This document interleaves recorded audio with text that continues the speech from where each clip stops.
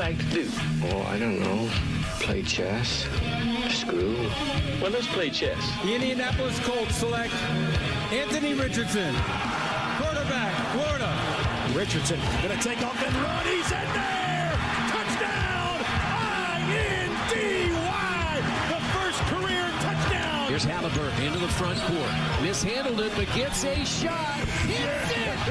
Hits it. John, I have never been better to be on the air with you here in Indianapolis, a place where so many of my dreams have come true. The Ride with JMV on 93.5 and 107.5. The Fan. You know, rarely in the past have we had to change up the open to the show because of something that happened. And yesterday, with Shaquille Leonard being waived by the Colts, we had to change up the open. So that is brand new right there for you. Thanks to James back at the studio. This is a tradition right here. We're at Brothers in Broad Ripple on a Bud Light Blue Wednesday. We've got a couple of pair of Buccaneers Colts tickets to give away while we're here. Plus, you know what? If you win those tickets here, I'll also get you into Bullseye coming up on Sunday, too. That's bullseyeeventgroup.com and the Colts VIP tailgate presented by Hayes & Sons Restoration. That officially opens up Sunday morning at 10 a.m. All you can eat, all you can drink, and DJ Skids. So I'm going to give you a variety of reasons, once again, to show up at our tradition, which is Brothers in Broad Ripple on a Wednesday, on a Bud Light Blue Wednesday. And again, those Buccaneers Colts tickets we have to give away. The firecracker fries are on fire, as Dev here, my engineer behind me, can attest to, and Blake is here with me too, so he knows. We are just looking for you. And I mentioned, it's been a long time. I thought maybe a couple of times this past year before that extension was signed that maybe we would have to change it up regarding Miles Turner. However, it wasn't Miles Turner. It was Shaquille Leonard. We, of course, talked about that all day yesterday. I got a lot to get to today. One is Alan Karpick of Golden Black Illustrated is going to join me coming up here in a couple of minutes. Remember, it's kind of weird how they do it in the Maui Invitational. The championship game is going to happen at 5 o'clock, and that is 5 o'clock Hawaiian time right there. So the consolation game between Kansas and Tennessee is happening right now, and then Marquette and Purdue will tip off for that Maui Invitational championship game coming up today at 5 o'clock, and then they have everybody else. Hell, I think the last game is like Gonzaga and UCLA at about 11 o'clock later on tonight. But we're going to get you into that matchup with the Boilermakers and Marquette. Purdue looked really good, especially late in that second half, and it's funny. I got to give a shout-out to the voice of the Boilermakers and friend of the show, Rob Blackman. When I asked him yesterday regarding Fletcher Lawyer, and I said, Fletcher Lawyer, sometimes it seems like when his shot's not going, he loses other aspects of his game with it. And in large part, that is due to a growing maturity. I mean, you're still trying to mature, and it's tough to compartmentalize all that when you're young and still growing into it. And then Rob said, man, chill out a little bit because he's going to bust out, and when he busts out, he really is a difference maker for this team. And if you watched it yesterday, Fletcher Lawyer was the difference for that team. He was the difference in shooting the basketball and getting past in what was an incredibly physical game. It's funny, like the Pacers and the Hawks were playing an AAU game last night, and we were watching that. And then if you were going back and forth, bouncing back and forth, you would go to Purdue and Tennessee, and that looked like a basketball game played in the 1990s. That looked like the Knicks versus the Bulls back when the Bulls had Oakley, or the Knicks had Oakley and Anthony Mason and Charles Smith. It was an absolute physical, and I know you're going to laugh on this too. I don't mean to make it funny, but it was a bang fest. It was, and the officials were just blowing whistles, and Rick Barnes was crying like a little baby and started to get some calls, and Zach Edey sitting on the bench because of fouls. And that's one thing, when we talk to Matt Painter, that he understands. I mean, he fights for his guy, and he should fight for his guy. He's always going to fight for his guy. So he fights for his guy in terms of, what do you say, 3 times a year he sends videos saying, hey, this is how things are being whistled. But fact of the matter is, there are going to be games when he's going to commit fouls, he being Zach Edey, and he's going to have some pine time. Just the way that it is. Still a double-double last night. Nothing wrong with that. But you saw other aspects of this Boilermaker team really pick it up, and one of those was certainly Fletcher Lawyer. We'll talk to Alan Karpick of Golden Black coming up in a couple of minutes regarding that. Pacers last night, as I mentioned, you are going to have to get used to this because that is the type of pace and scoring that a lot of teams, certainly that are successful right now, do in the NBA. Now, granted, as fun as that 157-152 win over the Hawks was to watch, and believe me, can you imagine being a fan of the team that scored 152 points and then loses the game? That's exactly what happened to the Atlanta Hawks. But I do want to remind you of this. While that is the way most often this game is played right now, a high volume of scoring, high volume of shooting, high volume of scoring, high volume of three-pointers, while that is the way that it's played, and it is fun as hell. It's like a damn pinball machine to those of us back in the day. I mean, everything was just lighting up. That fourth quarter, there wasn't a damn stop to be had until late. And we're lucky that the Pacers had a couple of those. Because honestly, that's what it's going to take.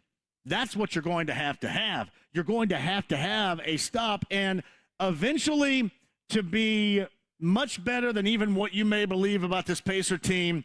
As I have mentioned all week long, and especially after that Orlando game on Sunday, you have to, again, at some point, provide some sort of resistance. Because as fun as hell as that was, and to go away with the win and to come back home against the Raptors later on tonight, with that win in your pocket and advancing as that first team into the knockout round stage of this in-season NBA tournament, all was good. But you will not long-term at all consistently be able to win games like that. For example, you're not going to give up 40 in the first quarter, 46 in the second quarter, 86 and a half. There is no way in this world you are going to survive that. And while last night was awesome, and I was right there with you too, and believe me, I think defense sucks. I do. Defense sucks. I don't like playing it. It's hard damn work. It's concentration. It's working well with others. And there's not a lot of, unless you're blocking shots, a lot of individual gratification going on here. That's why I play. No, just joking. But no, seriously, defense stinks. And that's from those of us that have never played and can't play. But it is so necessary, not at the highest levels or not in terms of what we saw with the physicality of the NBA in the 90s and the lower scores. But at some point, you do have to show, you do have to provide some resistance. At some point. And last night, got a couple late. Buddy Hield was big, shooting a three late in that game. Go-ahead three-pointer, 52 seconds remaining. And as I mentioned, too, what's up, Jay? That was fun as hell to watch. And I'm not going to take it for granted. I'm not going to sit around here all the time and piss and moan about this team's got to win and expectations this, and then piss and moan about them winning. I'm not going to do that. That is not going to be me. That's going to be somebody else. It has never been me. I am just reminding you that at some point, and believe me, I'm not saying anything I'm sure this coaching staff doesn't already know, at some point you do have to find a level of resistance defensively. And so often with this Pacer team, that starts out front at the point of attack. These guys can't stay in front of a chair. Well, maybe they could. Now, these guys they're playing against are really good. They're good, they're quick, they're talented. Certainly at this level, unlike we have ever seen. I'm not one that goes back and says, hey, you know what, when I used to watch old school days and I watched Robert Reed for the Houston Rockets, he was the point guard at 6'8". That guy was like molasses. He couldn't guard anybody right now, too, but you were allowed to do different things. You were allowed to be physical. Again, that physicality role set in. I love last night. It was fun as hell to watch. It was even made better because they won and because they're having success, and that's exactly what I'm looking for. That's exactly what you're looking for. But that not-so-subtle reminder, at some point, you will have to mix in some defense. And, again, stops at the end of the game, fantastic. But not digging a 20-point hole, that is not advised. Giving up 86 in that first half, but, I mean, hell, you put up 46 in the third quarter. Incredible. Tyrese Halliburton, incredible. Buddy Hield played well. Benedict Mathurin, they went small ball to very end. I think the tallest dude on the floor was 5'11". It looked like Easton Green back in 1987. And it was fun as hell to watch, but at some point you got to mix a little D in. You just will. Back to that in a second. Jim Irsay on Real Sports on HBO last night. This has basically gone exactly how I told you it was going to go yesterday. We'll dive back into that coming up in a minute. Meantime, on the Andy Moore Automotive Group hotline, Gold and Black Illustrated, Alan Karpick joins us. I want to make sure before this game tips at 5, the Maui Invitational's weird. You know, they do all their championship games, and then everybody else is kind of left to play about midnight. So the consolation game's ongoing right now, again, between Tennessee and Kansas, and then you have Marquette and Purdue battling for the title coming up at 5 o'clock today. Alan, I want to start right here. Boilermakers showing you some things so far that maybe you wondered if they were going to be able to do. And again, I think it's a sign of an evolving team right now. What do you think? I think so. I mean, last night's game, JMV, was the most ugly basketball game you could ever watch. I mean, it got over 5 minutes ago. I mean, that game went on for almost 3 hours, and just crazy in terms of Purdue couldn't make a free throw for a period of time, couldn't make a shot for most of the game, but then they ended up still beating one of the best defensive teams I think you're going to find in the country this year in Tennessee, in the 7th-ranked Volunteers. So, yeah, I think you're right. I think you have to. Purdue's found ways to win differently in each of its last 3 games. Xavier, who's a quality opponent, obviously they won in Mackey and then beating Gonzaga the way they did by speeding up the tempo and just slogging yesterday, just in a complete fist fight for 40 minutes. It was another way to get it done, and they were able to get it done. All right, you get Marquette later on tonight. Marquette was really impressive against Kansas last night, and I want to start with that. The Shaka Smart team reminds you a great deal of how much of a success level he had at VCU. That this team a little bit reminds me of those teams, and especially that Final Four team for VCU. These guys get up and down, good decision makers, good passers. They have guys that can score really at all positions and guys coming off the bench that can do the same. They have all the parts necessary to be one of the best teams in the nation. Yeah, I mean, and it starts with Tyler Kolek. Their point guard. I think he's going to play a long time in the next level too. He's just and it's interesting because last year these two teams played in Mackey Arena as part of a Gavitt game. Neither team was ranked, I believe, at the time, or maybe Right. Purdue had just snuck into the rankings. And Marquette had Purdue beat last year, and had Braden Smith not really come through down the stretch. I expect an extremely difficult game, and it will be a game that probably will be different. Everything's going to be different than the way Tennessee plays, but they will play a little bit more up-tempo. They'll see now if Purdue and Lance Jones and the transfer from Southern Illinois, I think Purdue can speed it up a little bit more, a little better. We'll see how that game goes, but I expect a game that will go down to the wire starting at 5 o'clock Eastern. Alan Karpick, Gold and Black Illustrated, Boilermakers in the Maui Invitational Championship against Marquette again today at 5. You mentioned Tennessee and Purdue last night. It was a rock fight, and I think it was a rock fight that Rick Barnes really wanted that, and I thought that the officials really helped kind of play into why that game on both ends slogged along, especially in the second half. Well, he gets the technical foul, and it's a common, and I'm not being a homer here by any stretch. I'm just saying it's kind of the common refrain by every coach against Zach Edey is, he's doing this, he's doing that, and he blew a gasket, gets the technical foul, and then the game changed. I mean, they all of a sudden started calling fouls. Zach Edey came the closest he's come, I think, in his career to fouling out. He was limited, and I'll put that number or name in parentheses, but to 26 minutes last night. due to foul trouble. And I thought that was a good sign for Purdue. But it's just a common strategy, and it's a good one, especially when you have the kind of athletes that Barnes has at Tennessee to play Purdue that way. I think you're going to see that was how the second half of last year, the Big Ten season kind of was too, where you're just going to knock the heck out of Edey and see what happens and force Purdue to make shots. They did not make very many shots last night from the perimeter, as Purdue fans know, but they did do enough other good things and got a parade to the line to be able to get the job done. You know, it's funny. I was talking to Rob Blackman yesterday. I mentioned this, Alan, at the outset of the show. I said, man, you watch Fletcher Lawyer, and sometimes if he's not knocking down his shots, that has an effect on other aspects of his game. And early on, you could see him searching for it a little bit, but once he got that thing in gear, you could tell the entirety of his game, it really did take off. And he was the difference, I thought, in that game, in that semifinal and that win for the Boilers yesterday. Yeah, 27 points after going, 0 for 6 the night before. And people in their wisdom, and I'm not saying being critical, I'm saying that there is a serious question of if Tyler or if Fletcher Lawyer's not making shots, what good is he? But he does a lot of other things, and I thought the big thing he did yesterday, too, yes, he had 27 points, huge, but he also made two of the best hustle plays of the season so far, diving on for a loose ball at a very critical part of time.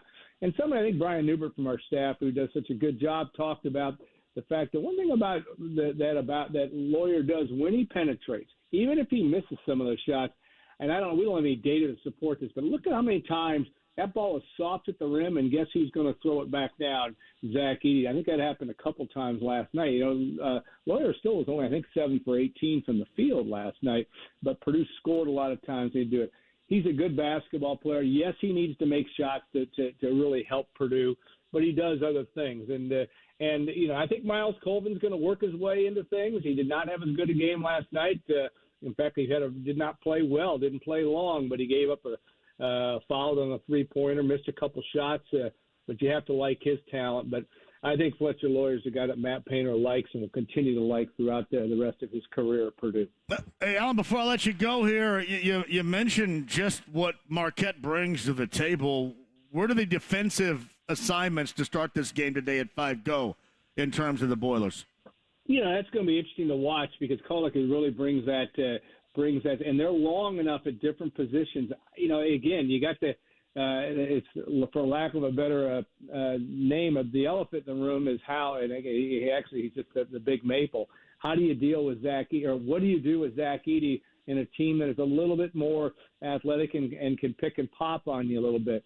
That's what's going to be the storyline. I don't know what the answer is going to be, but I think Purdue, it's going to be at a premium today if Purdue's going to get out there with their third ascension to number one in November.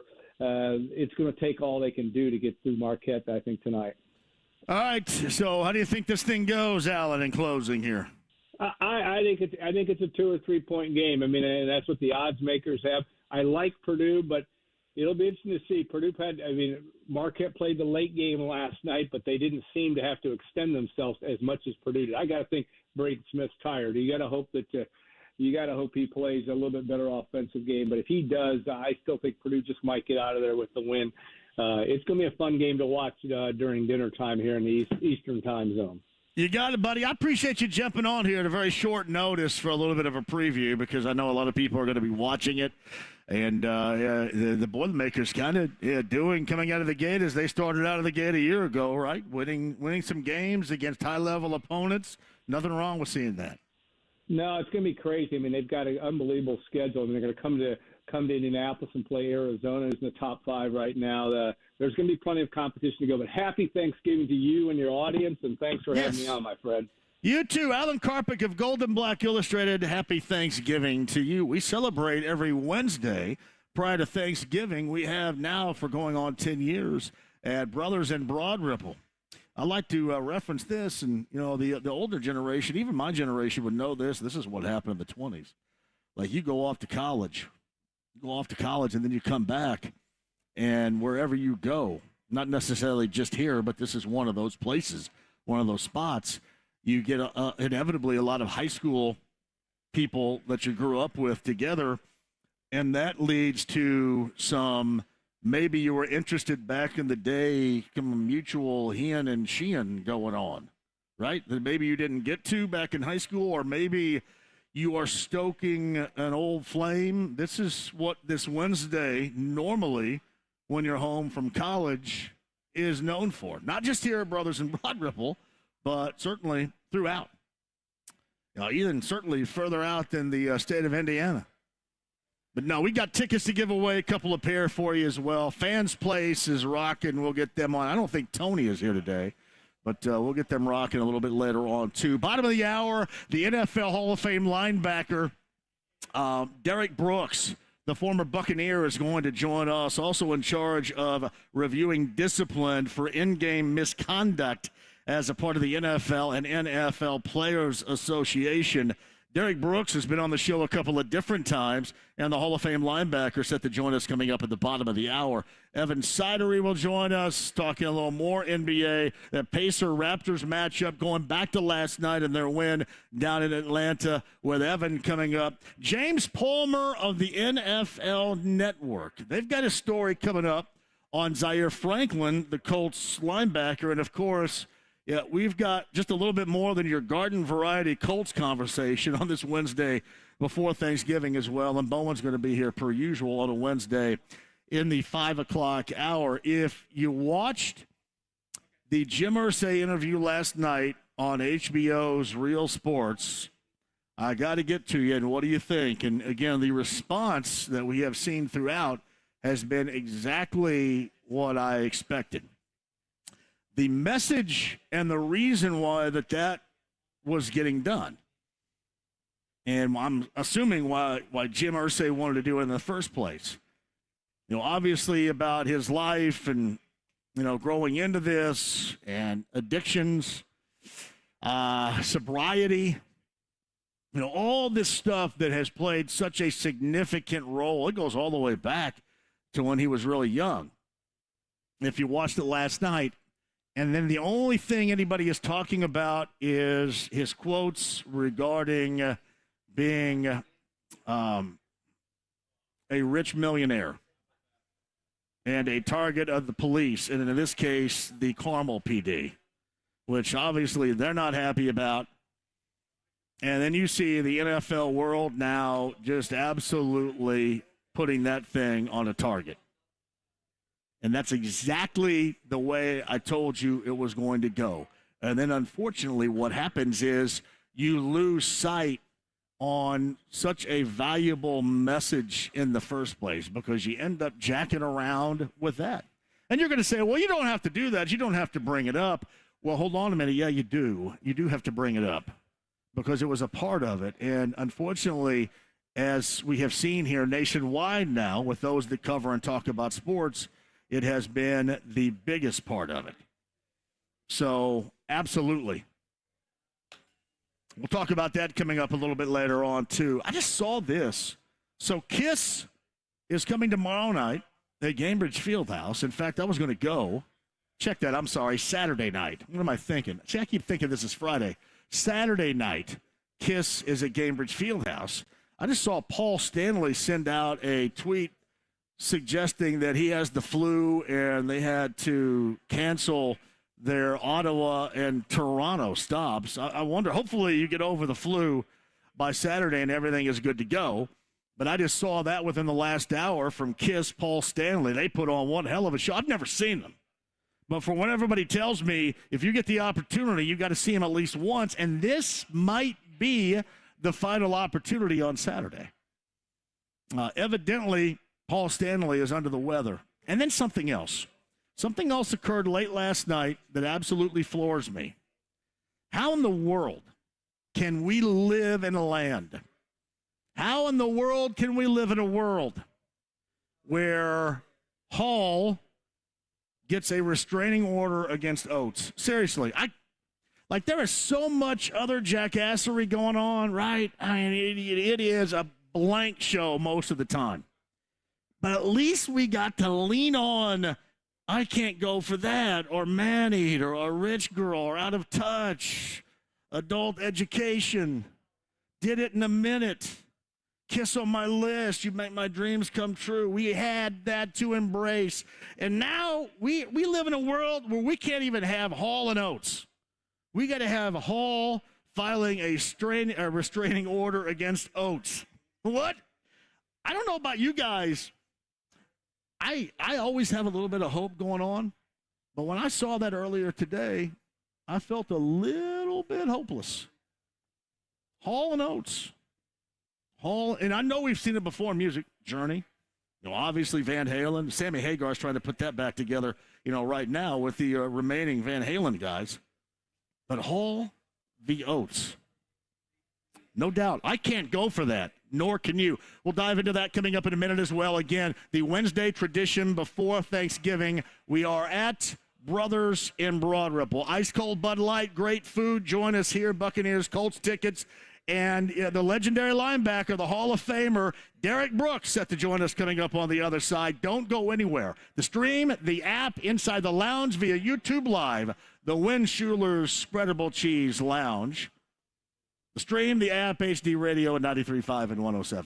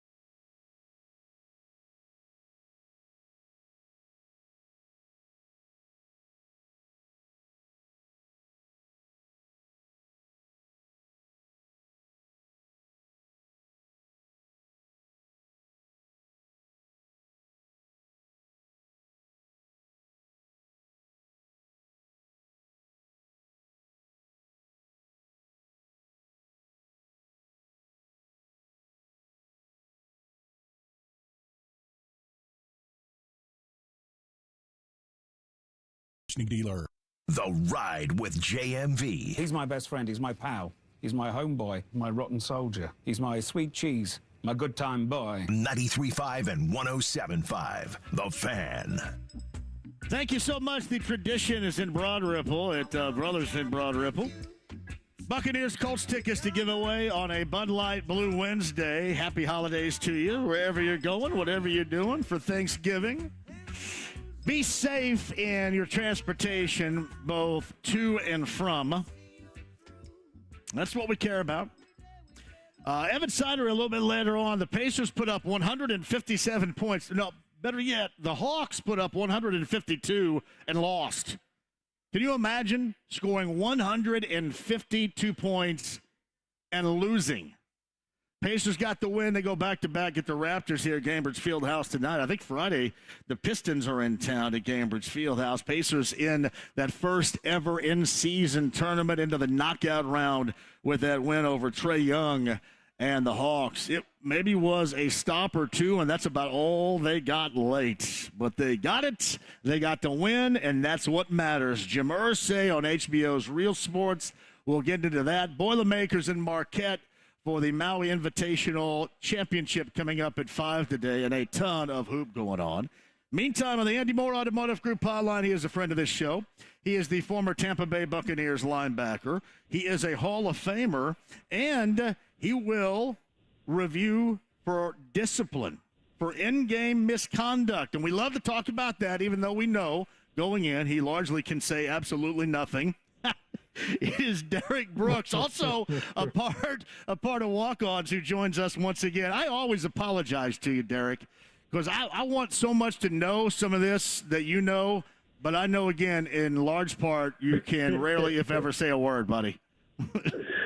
Yes, the appeals process, where I am one of the appeals officers, we definitely have to keep a lot of things close to the vest in terms of how we go about it. But at the end of the day, our job is to make sure we give every player the opportunity to be heard, because that is their right, as a CBA negotiated right, for them to appeal any fines that is levied. Now, I only deal with on-field fines, but, obviously there's off-field, there's uniforms, there's other categories. But when it comes to player discipline fines, myself and James Thrash, we are the appeals officers, and we do the best we can to respect the process, and sometimes that is telling our good friends like yourselves, yes, we have to have the mute button when it comes to certain questions. Well, you just kind of joined the listeners of this show with that in mind, Derek. So, yes, it is all good for real. Hey, how often when you talk to the reps of these players involved in this stuff, or the players themselves, how often is it a cordial conversation? Because it would seem like this is something that oftentimes probably has them complaining a great deal. No, yeah, it's very cordial. They understand that they're dealing with one of their peers, myself and James, that have played. Myself, defender, James, receiver, special teams player. So we come from the same language. So a lot of this is us listening to the player, and we understand when they're talking certain coverages, defenses, schemes, we're talking their language. So I try to, really get the player to share as much as I can.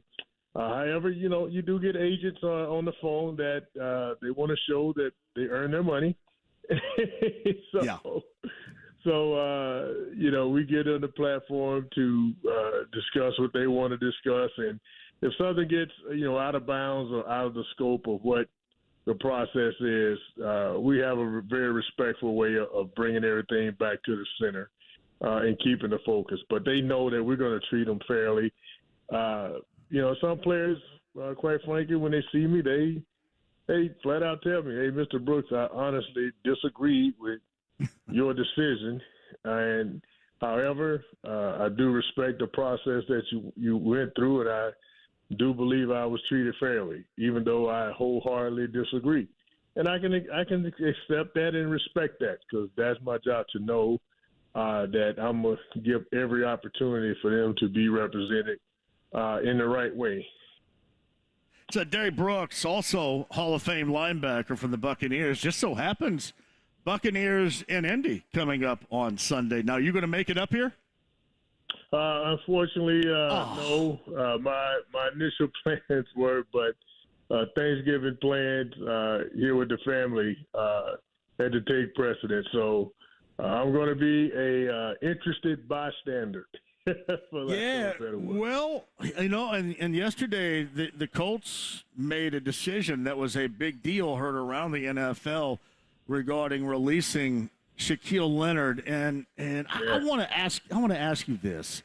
You're a Hall of Famer, and it seemed to me you were perfect defensively in that system. All those years you played in Tampa.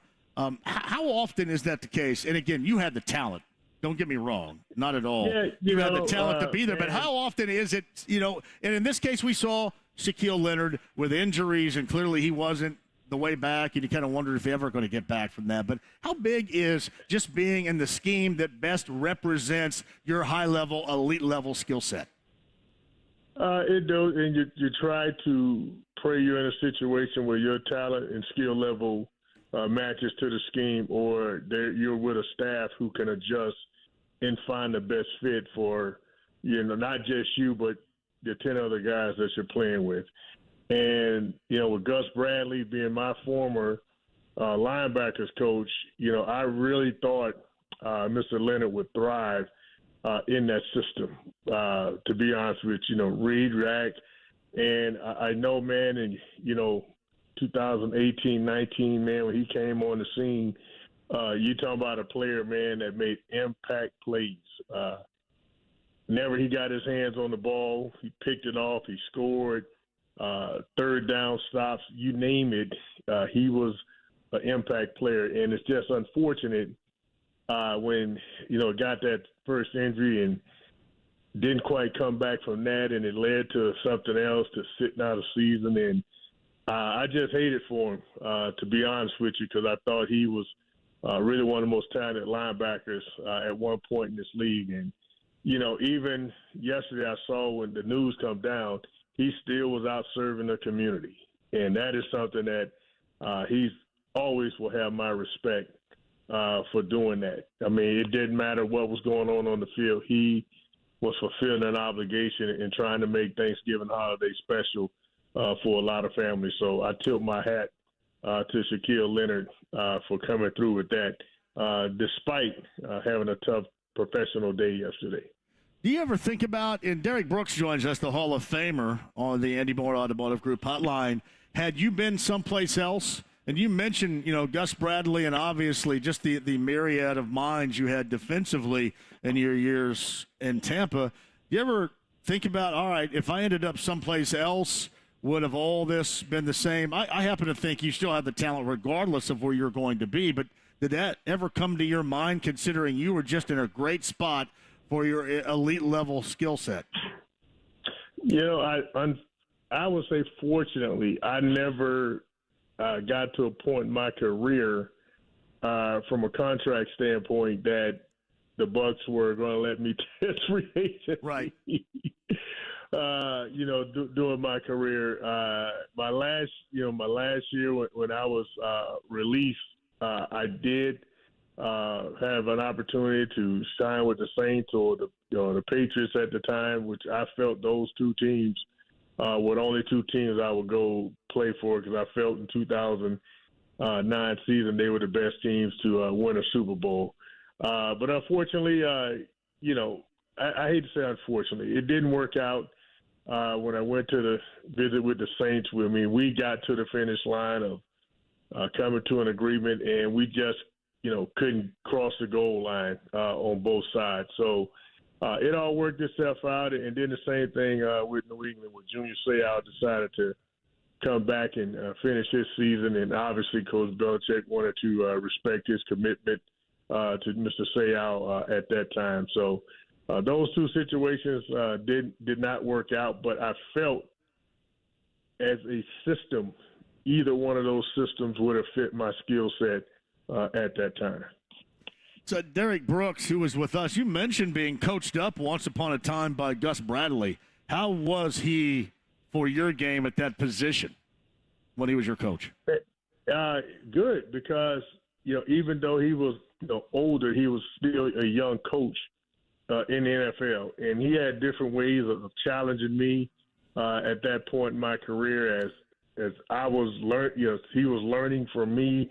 I was being challenged by him, and God has really blessed us to have a beautiful friendship now that we continue to talk. And I know a lot about that. And special time now, Cato June's on the staff, and Cato was in the linebacker room, and now he's coaching with Gus when Gus coached him years ago in Tampa. So it's exciting to see, and it was a pleasure to play for Coach Bradley, and he's the same now as he was then, man. He's ultimately positive. You'll never find him having a bad day, and it's genuine energy that he tries to bring to the building as he teaches. He do a lot of teaching through a lot of positive thinking, and for the most part, most players respond to him in a positive way.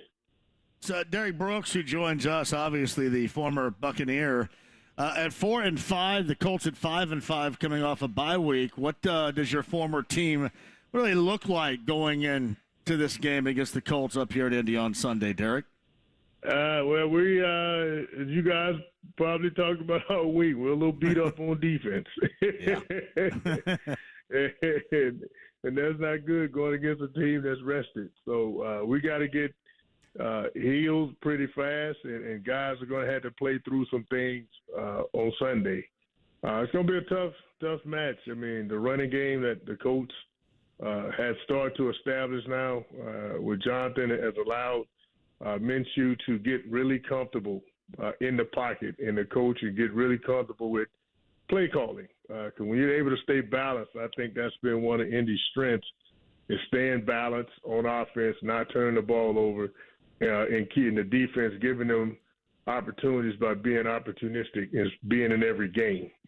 Buccaneer-wise, we got to do the same thing. We got to protect the football, establish a tempo on offense where we can stay ahead of the downs. Whenever we're able to stay ahead of the downs, that's not believe Baker Mayfield and our offensive assets are at its strengths with the play-action pass where Godwin and obviously the great Mike Evans, they can make plays in the passing game that are explosive, scoring plays, not just first downs but touchdowns.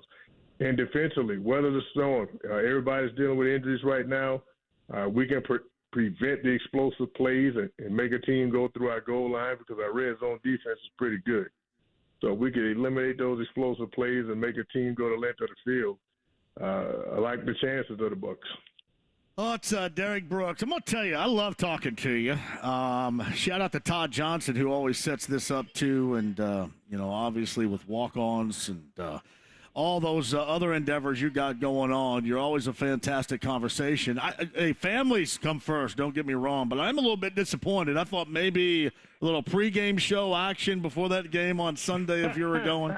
Yes, man. It would have been some interesting banter between the two of us. And, yes, I will say this, don't count it out because I feel with your personality, anytime we see each other, we're going to have a good time. So it's not during the season. When I get up there to visit walk-ons in the off-season, you guys will be the first to know. And hopefully we'll be able to do a show from there and have some fun in person. Man, you're awesome. I appreciate you more than you know every time you come on. Enjoy the Thanksgiving holiday with your family and enjoy the games, and we'll do it again soon, Derek. Thank you. All right, and if you can't get a ticket inside that stadium, you definitely get a ticket at walk-ons right across the street to enjoy the game. No doubt about that. Thank you, Derek. Take care.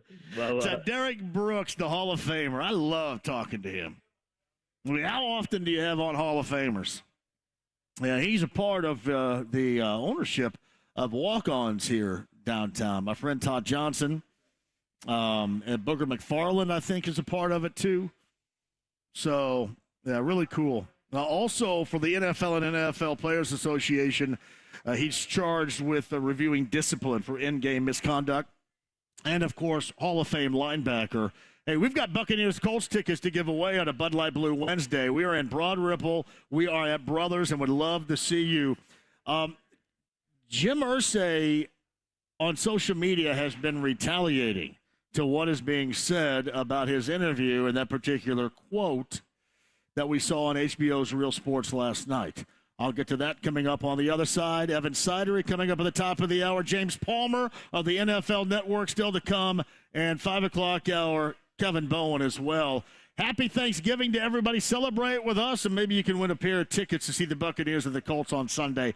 Bud Light Blue Wednesday in Broad Ripple at Brothers on 93.5 and 107.5 The Fan.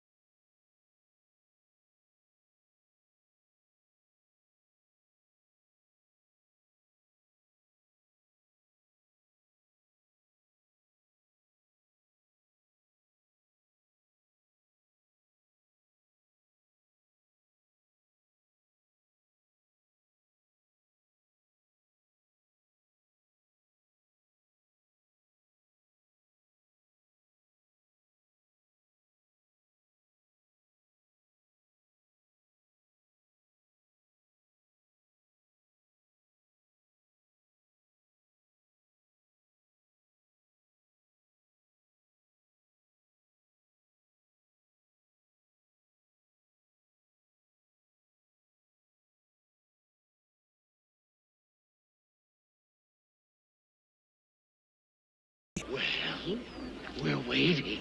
93.5 and 107.5. The Fan. Yeah, we're at Brothers in Broad Ripple. Thank you for joining us. Devin's the on-site engineer. Jacob is here as well. Blake T's in the house with me. Wednesday before Thanksgiving means Buccaneers Colts tickets to give away. Thank you for joining us. Great food here. Try the firecracker fries. Even my man Devin slowed down a little bit on those, I have noticed. I also feel really good because for the first time ever by myself, provided I did not pay for somebody else's parking spot, I think I'm paying for my own parking spot. So I'm not going to get a ticket, and I did it on my own right there, working with technology. It's nice.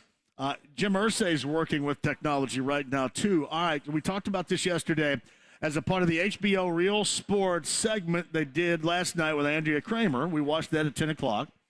And there was certainly a message of going back and where he is right now. But in between, it was brought up, and basically this is Jim Irsay, of his 2014 arrest for operating a vehicle while intoxicated was a result of police prejudice against him for being, quote, a rich white billionaire. And as I mentioned, that was going to become what everybody jumped on. It was going to be nothing about what truly the important message should have been. It was going to be about that. And then everybody from Mike Florio to First Take to Stephen A. Smith and everybody basically have jumped on this, as you knew, as I told you yesterday they would. And again, the whole message is completely lost in this now, which is unfortunate because I thought it was really interesting.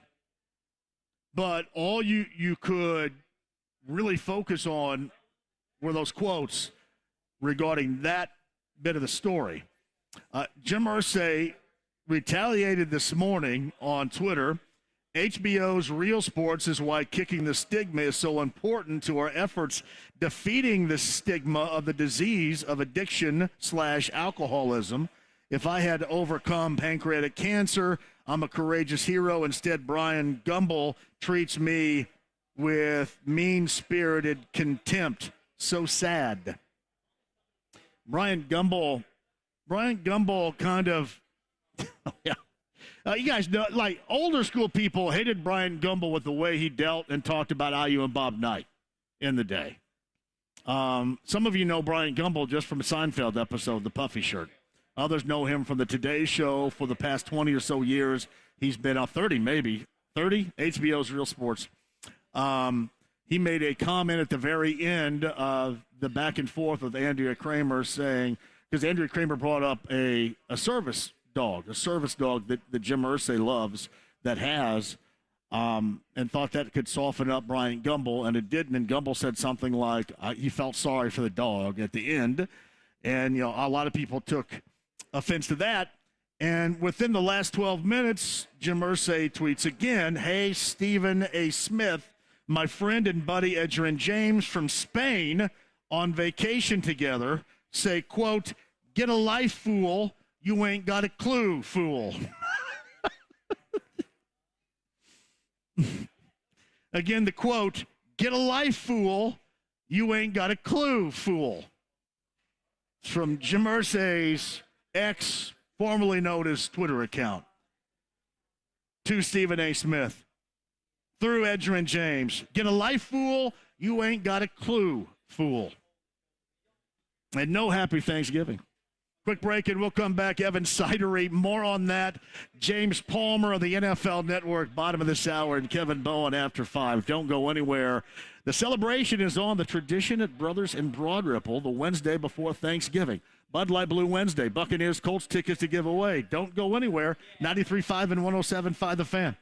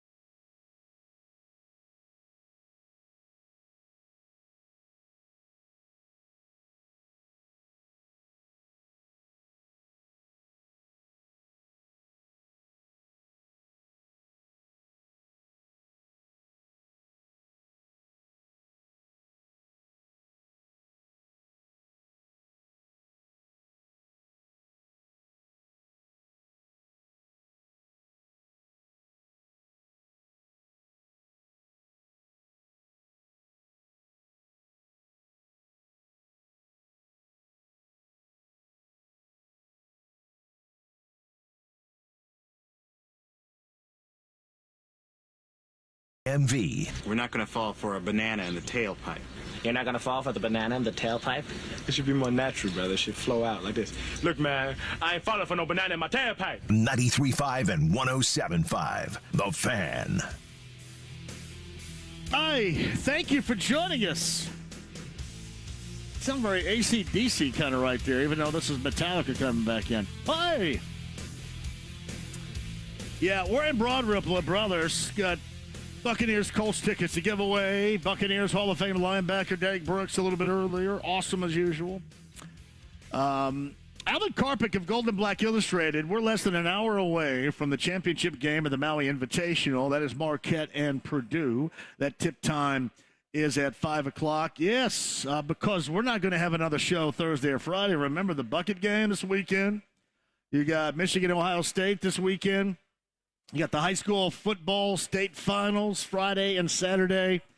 And my advice to you is to listen right here. And again, no offense to the IHSAA, but I am going to be incredibly interested to see how the streaming-only thing works out. Now, mind you, I know not everybody is like me and very foolish in terms of how they deal with social media and technology, for example. Technology.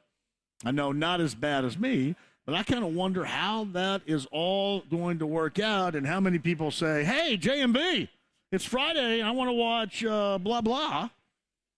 How can I tune in? Where can I find it? Why is it not on Bally Sports Indiana? And then the first thing we'll say is, well, do you have the app? Is it working? And obviously it is. And remember, they are only streaming, and you've got to pay for it. You've got to pay for the stream to see it coming up Friday and Saturday. And I just kind of wonder how that's going to go. Hey, listen, yeah, they may be, and I'm sure they are because everybody else is much smarter than me, but I am kind of curious how that is going to go. So, yes, I reemerge with you coming up on Sunday with the ride to kickoff inside the Bullseye Event Center with bullseyeeventgroup.com, and then up in Touchdown Town with my friends Joe Wrights, Bill Brooks, and the Gorman prior to the start of the Buccaneers and the Colts. That is coming up on Sunday. I'd mentioned Jim Irsay on Real Sports on HBO last night, and then now all that anybody is focusing on would be what he had said regarding a rich white billionaire and the prejudice regarding his 2014 arrest in Carmel. Everybody nationally is now taking aim at that, and Jim Irsay is coming back at him. As I just mentioned within the last 20 minutes, there is a tweet. Hey, Stephen A. Smith, my friend and buddy, Edgerrin James from Spain on vacation together say, quote, get a life, fool. You ain't got a clue, fool. So, all right. I am old, and I understand that you'd be better off just to leave it alone, right? You'd be better off. However, I can't lie to you because I never have, and I do find this interesting, and I do kind of wonder how far this is going to end up going, if he's going to end, what do they say now, clapping back at absolutely everybody. As I mentioned yesterday, I told you this is how it's going to go down, and again, anybody in that situation back in 2014, anybody, you, me, James, Dev, this pile of leftover firecracker fries, everybody's going to jail. Everybody is going to jail. You don't pass go, you don't collect $200, you go directly to jail if you are anybody. And again, a rich white billionaire, quote, has taken on a life of its own. And the unfortunate portion of it is that so much that is important has been completely forgotten. Really, the focus, the reason why that was being done has been forgotten. That's unfortunate. And we talked about that yesterday, and this is exactly where we are today. James Palmer of the NFL Network, bottom of the hour, on the Andy Moore Automotive Group hotline. Forbes, Substack, and more. Friend of this show that talks NBA is Evan Sidery. When's the last time, did you look this up, the last time a team in the NBA, or hell for that matter anywhere, scored 152 points and lost? and they weren't playing Loyola Marymount in 1991. When was the last time that happened? God, I wish I could tell you, but I can't remember the last time. Maybe the Nuggets from those 80s teams that ran up and down the court and got 150-plus a game. But outside of that, John, I mean, what a game that was last night, 157-152. The way the Pacers played that whole game, you were discussing on one end of the court on their defense, but the offense just continues to show just magical moments with Tyrese Halliburton. So what a game that was last night. But to have this offense and the way they're playing right now, JMV, I mean, it's pretty incredible to watch what they're doing. All right, hold on a second. I got another one from Jim Irsay here. So hold on, Evan. Let me get this out here. First take, you're going to get your ass. No, this can't be right. There's no way he said that. Yeah, that's him. First take, you're going to get your ass sued because there was no alcohol, no illegal drugs. $29,000 is low for me to be carrying in 2014 arrest. I give away $2,000 to $10,000 to the homeless and needed on the street all the time and pass it on, making the world better. First take, you're going to get your ass sued because there was no alcohol, no illegal drugs. $29,000 is low for me to be carrying in 2014. All right. Sorry, Evan. Continue. Sorry. Had to get that in because that was just put out there, and this is not going to go. Somebody may want to go ahead and grab the X and or Twitter account here at this point. I'm thinking. Go ahead. Yeah. About last night. Yes. No, I was just going to say, I mean, who knows if I'll stay up or not. But, I mean, yeah, it's interesting what's been going on in the last 24 hours with him. But the Pacers especially, I mean, the offense, like we mentioned, number one offense in the NBA. But my big takeaway from last night, to me, John, was I think Pacers fans need to realize how special Tyrese Halliburton really is. Because what he did last night generated 81 of their team's points, over half their offense was directly through Tyrese Halliburton. He leads the NBA in assists per game. He leads the NBA in assist points generated per game. He's putting up almost like Steve Nash kind of numbers from when he won back-to-back MVPs about 10-plus years ago. But it's even more aggressive offense that we're seeing from Tyrese Halliburton. He's on that Steve Nash kind of path to me where he looks like a bona fide superstar, a bona fide top 15 player in the NBA. And what he did last night, 37 points, 16 assists, 9 3-pointers.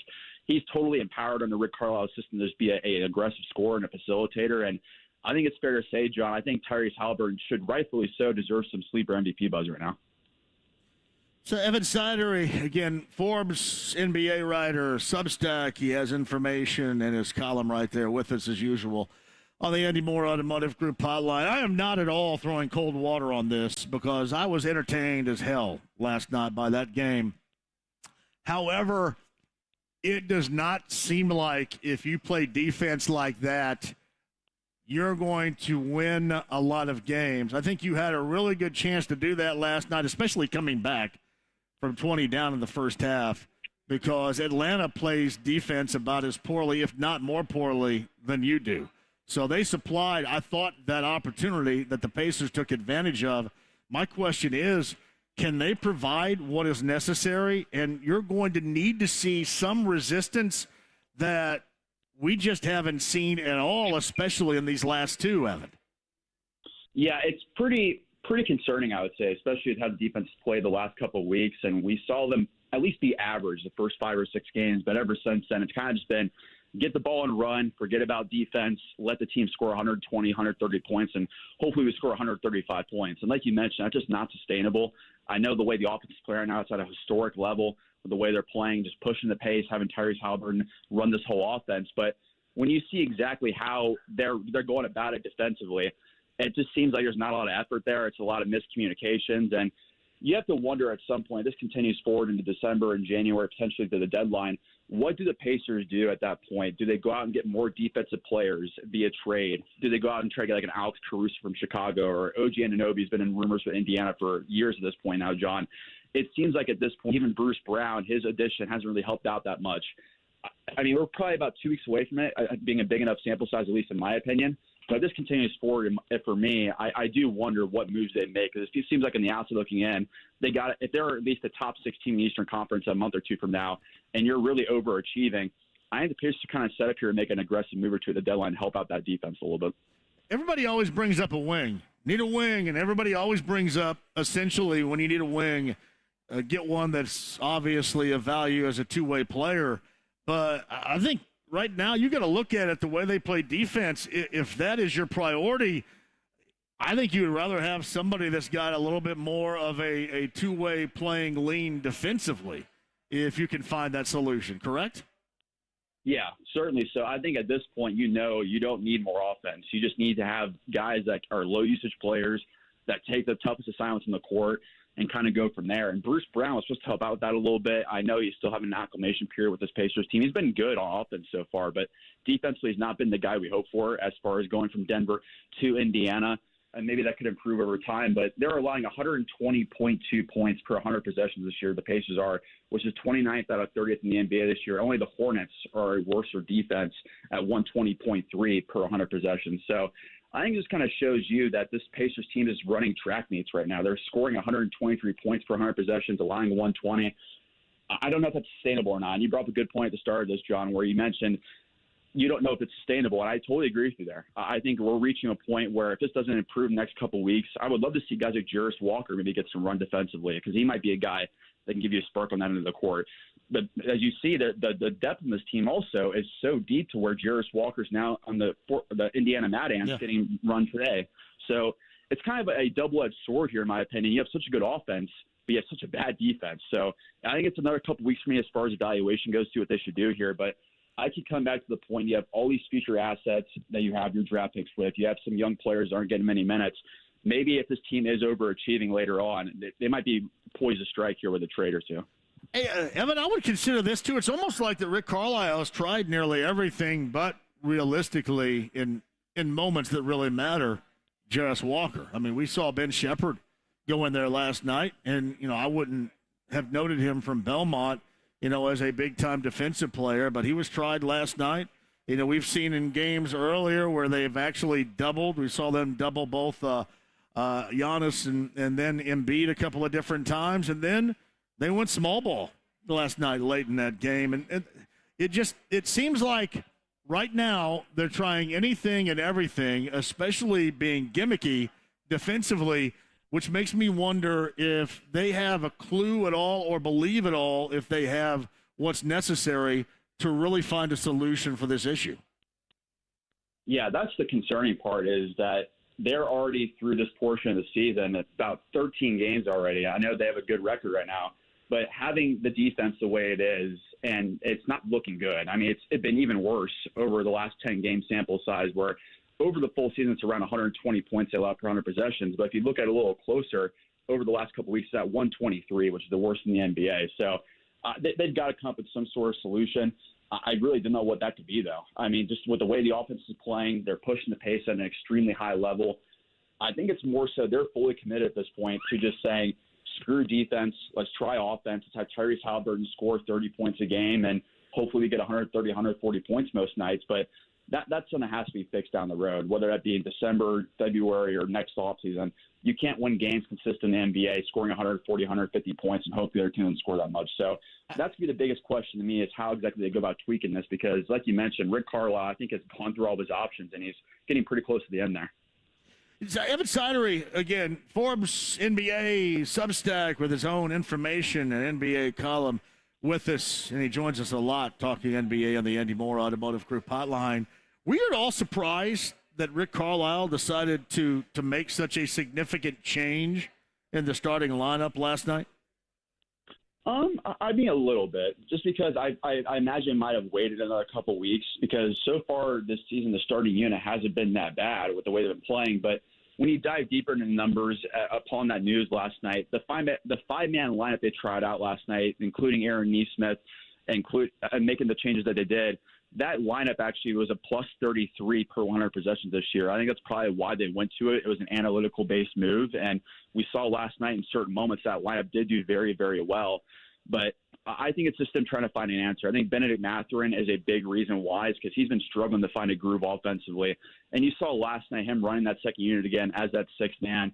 Might be the best role for him on this team that's currently constructed. I know a lot of Pistons fans want to see him start. I think, as do I, with how important his long-term development is to this future. But when you have Buddy Hield in there for space, we have Bruce Brown and Aaron Nesmith out there as well, as solid defenders who are better defenders than Bennett and Mathurin.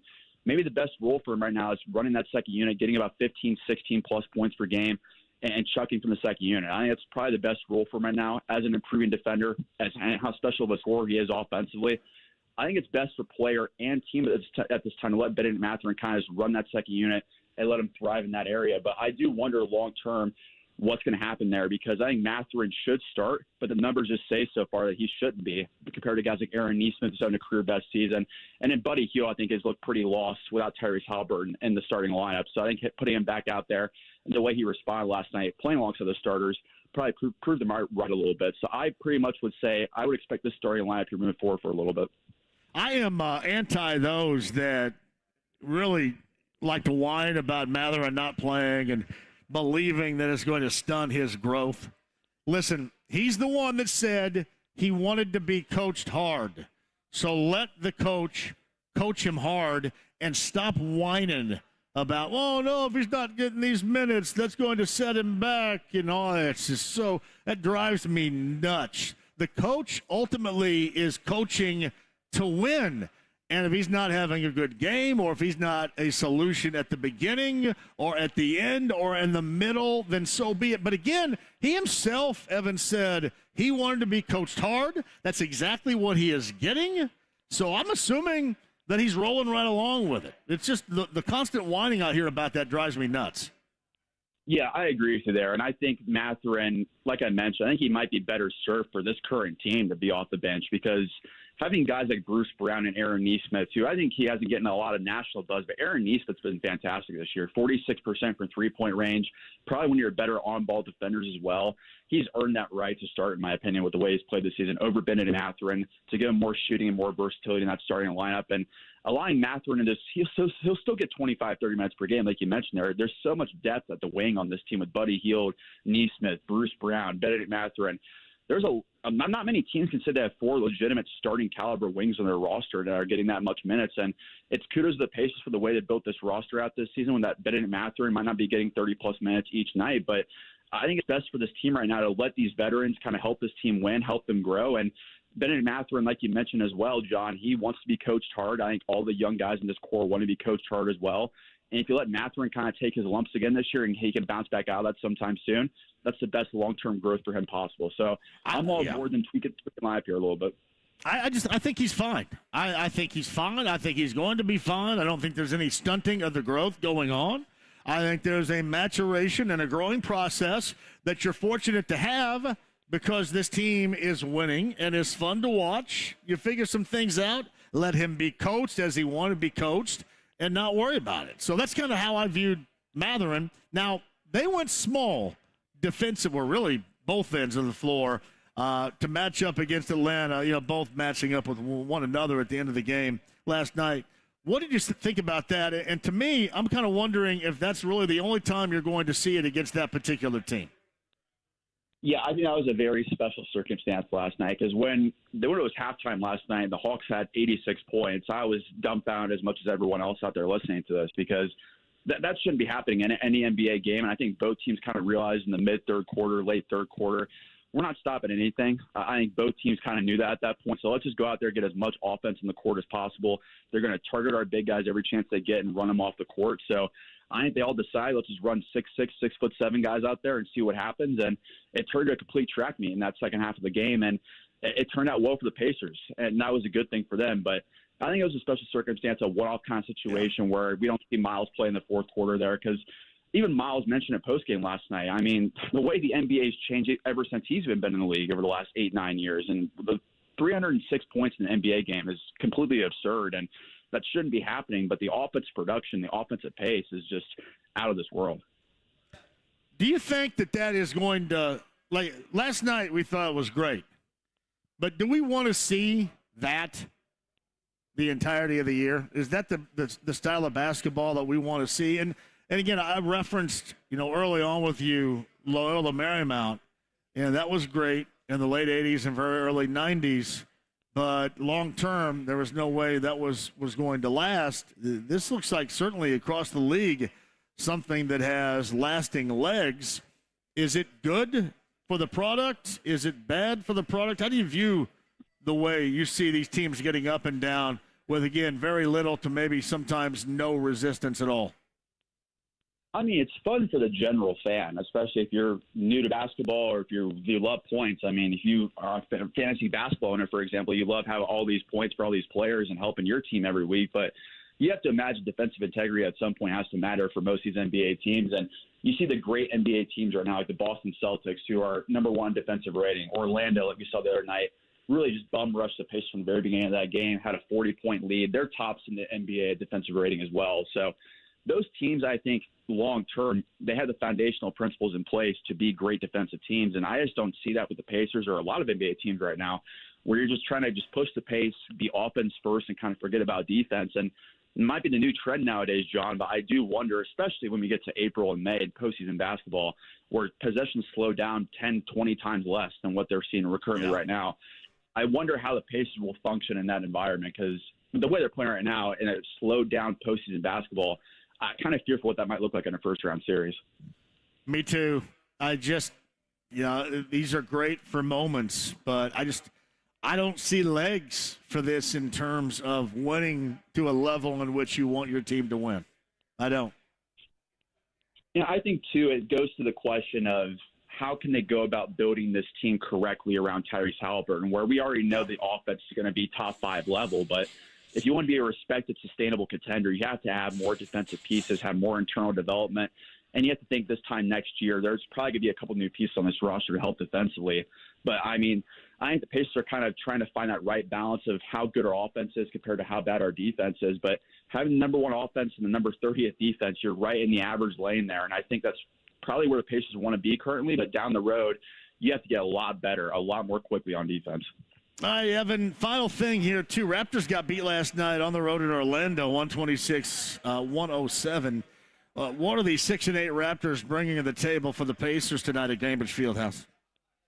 Yeah, so this could be a very interesting game, in my opinion. It might go similar, at least in my opinion, to the Orlando game. I actually like Toronto tonight in this game, especially off a back-to-back for Indiana, where they had so much possessions in that game. I think the only way they might win this game tonight is if they play some sort of defense, and we know Toronto can. They have great wings, great length. Pascal Siakam, Scotty Barnes. He's having a career-best season, by the way, 20 points, 9 rebounds, 6 assists per game. OG Anunoby, as all Pacers fans and IU fans know all about him and his defense. I think if we don't see any sort of defense tonight, John, I think they might get run off the court tonight in this kind of game, in this situation. After a big win last night, a lot of emotions on the line in that game. This feels to me at least like a prime letdown spot for me for this Pacers team. So I'll probably go with Toronto tonight, but I would not be surprised if they do win this game. It's probably once again on the back of Tyrese Halliburton. Man, that'll bum me out. I don't want to be bummed. I was really bummed out after that Orlando game. Watching the Wagner bros work them over like that and they not be able to stop anybody, I was depressed. I don't want to be depressed tonight. So hopefully it's different than what you're talking about, I guess. Yeah, I think this is actually a really good matchup for a player like Miles Turner, because they have Jakob Poeltl, who's a slower-footed big who they play some minutes with. This could be a really good opportunity for Miles Turner to really get back on track tonight, play some pick and pop with Tyrese Halliburton, and go against a slower-footed big man. I would not be surprised either if we see, let's say the Pacers are keeping this closer if they outright win this game. It might be because Miles Turner had a big game as well on top of that. It's Evan Sidery Substack. You can find his work there. Evan Sidery as well. You can find him at Forbes. Have a great Thanksgiving. Thanks, as always, for talking NBA with us. And we'll do it again very soon. Yeah, happy Thanksgiving, John. Really appreciate it. Thank you. Evan Sidery right there with us, talking NBA on the Andy Moore Automotive Group hotline. James Palmer, other side. James, of course, of the NFL Network. They've got a segment on Zaire Franklin of the Colts. And, of course, Jim Irsay is tweeting away. Tweeting away. As much as I'm going to be entertained by this, you probably should just go ahead and chill. Somebody over there probably, and I know you can't, he's going to do what he wants. I know, but you may want to try to intervene here at some point. We'll see. Quick break and we'll come back. Brothers, Broad Ripple, Bud Light Blue Wednesday, Buccaneers, Colts tickets. We're going to give those away just around the corner on 93.5 and 107.5 The Fan.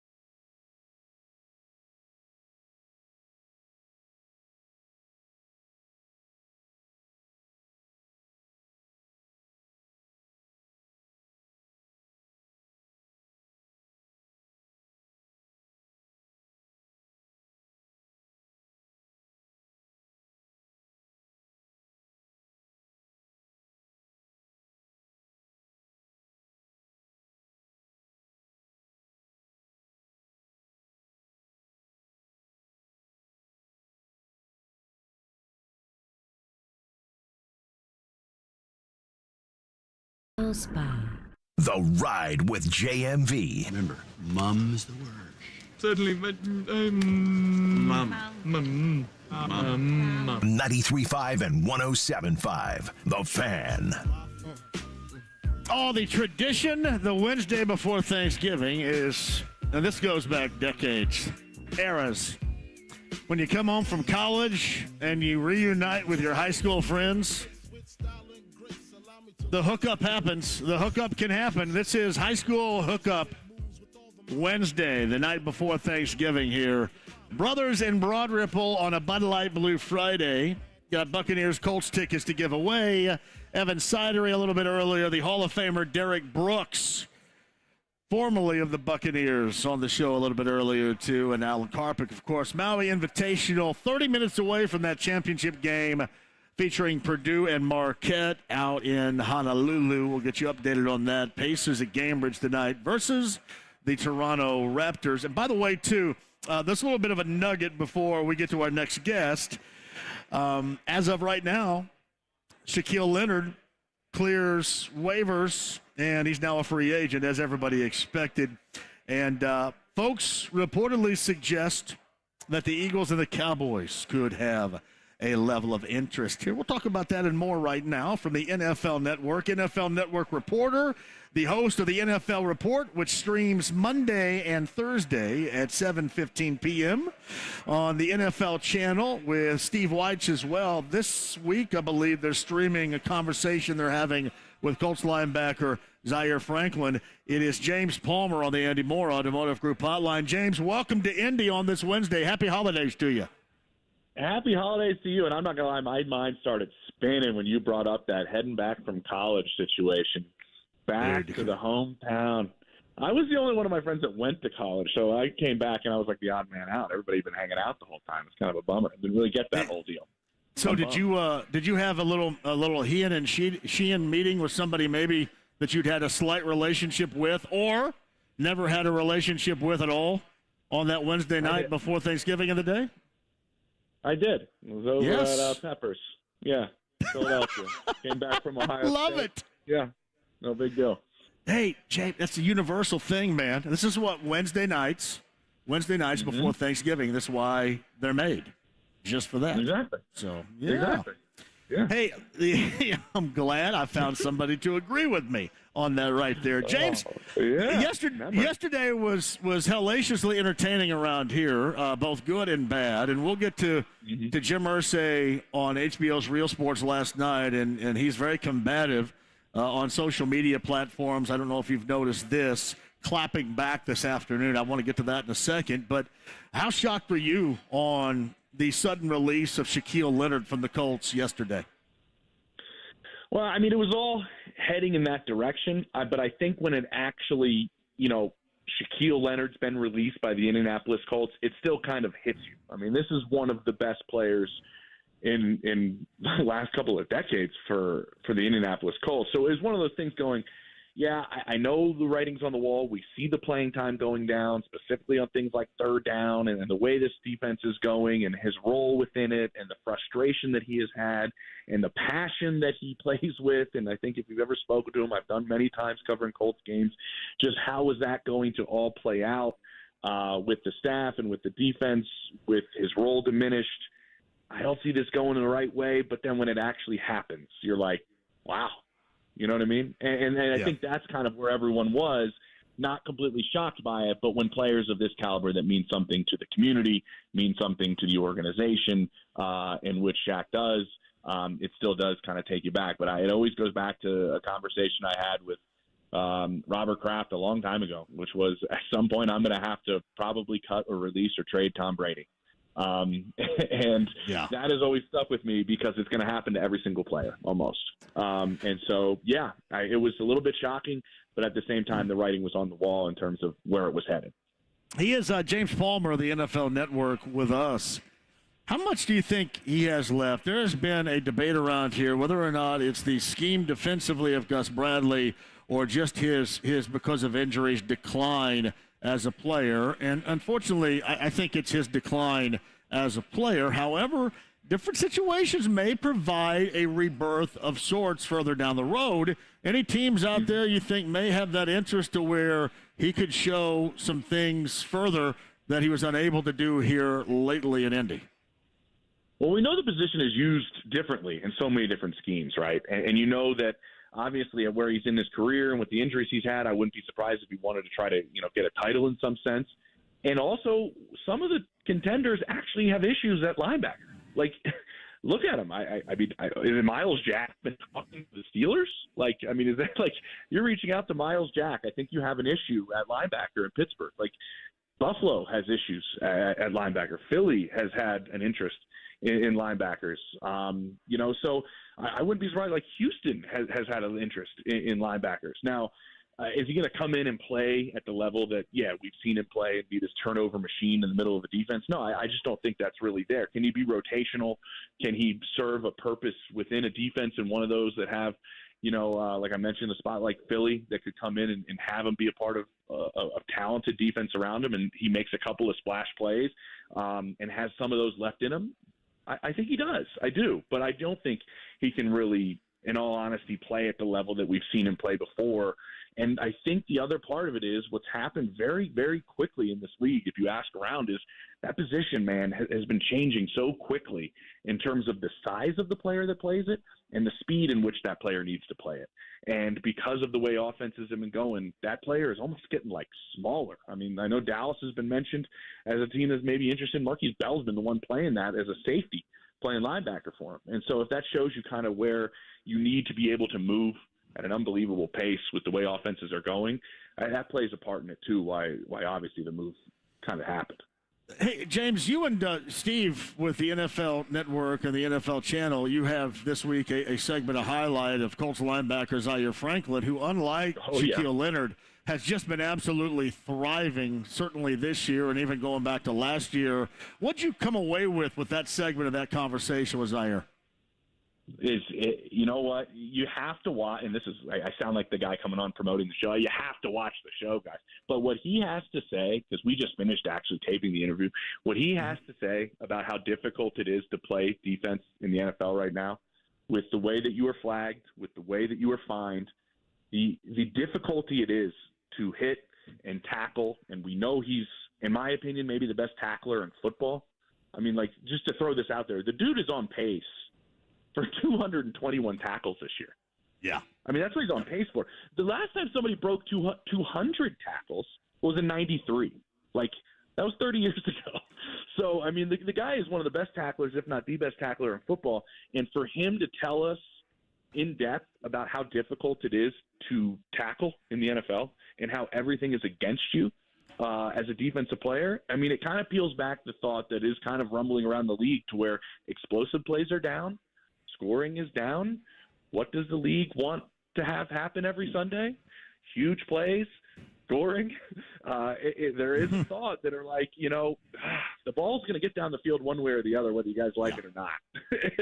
Yes. And he really dives deep into how difficult it is. And the conversations I asked him, the conversations he has with officials on the field, because those happen constantly within a game.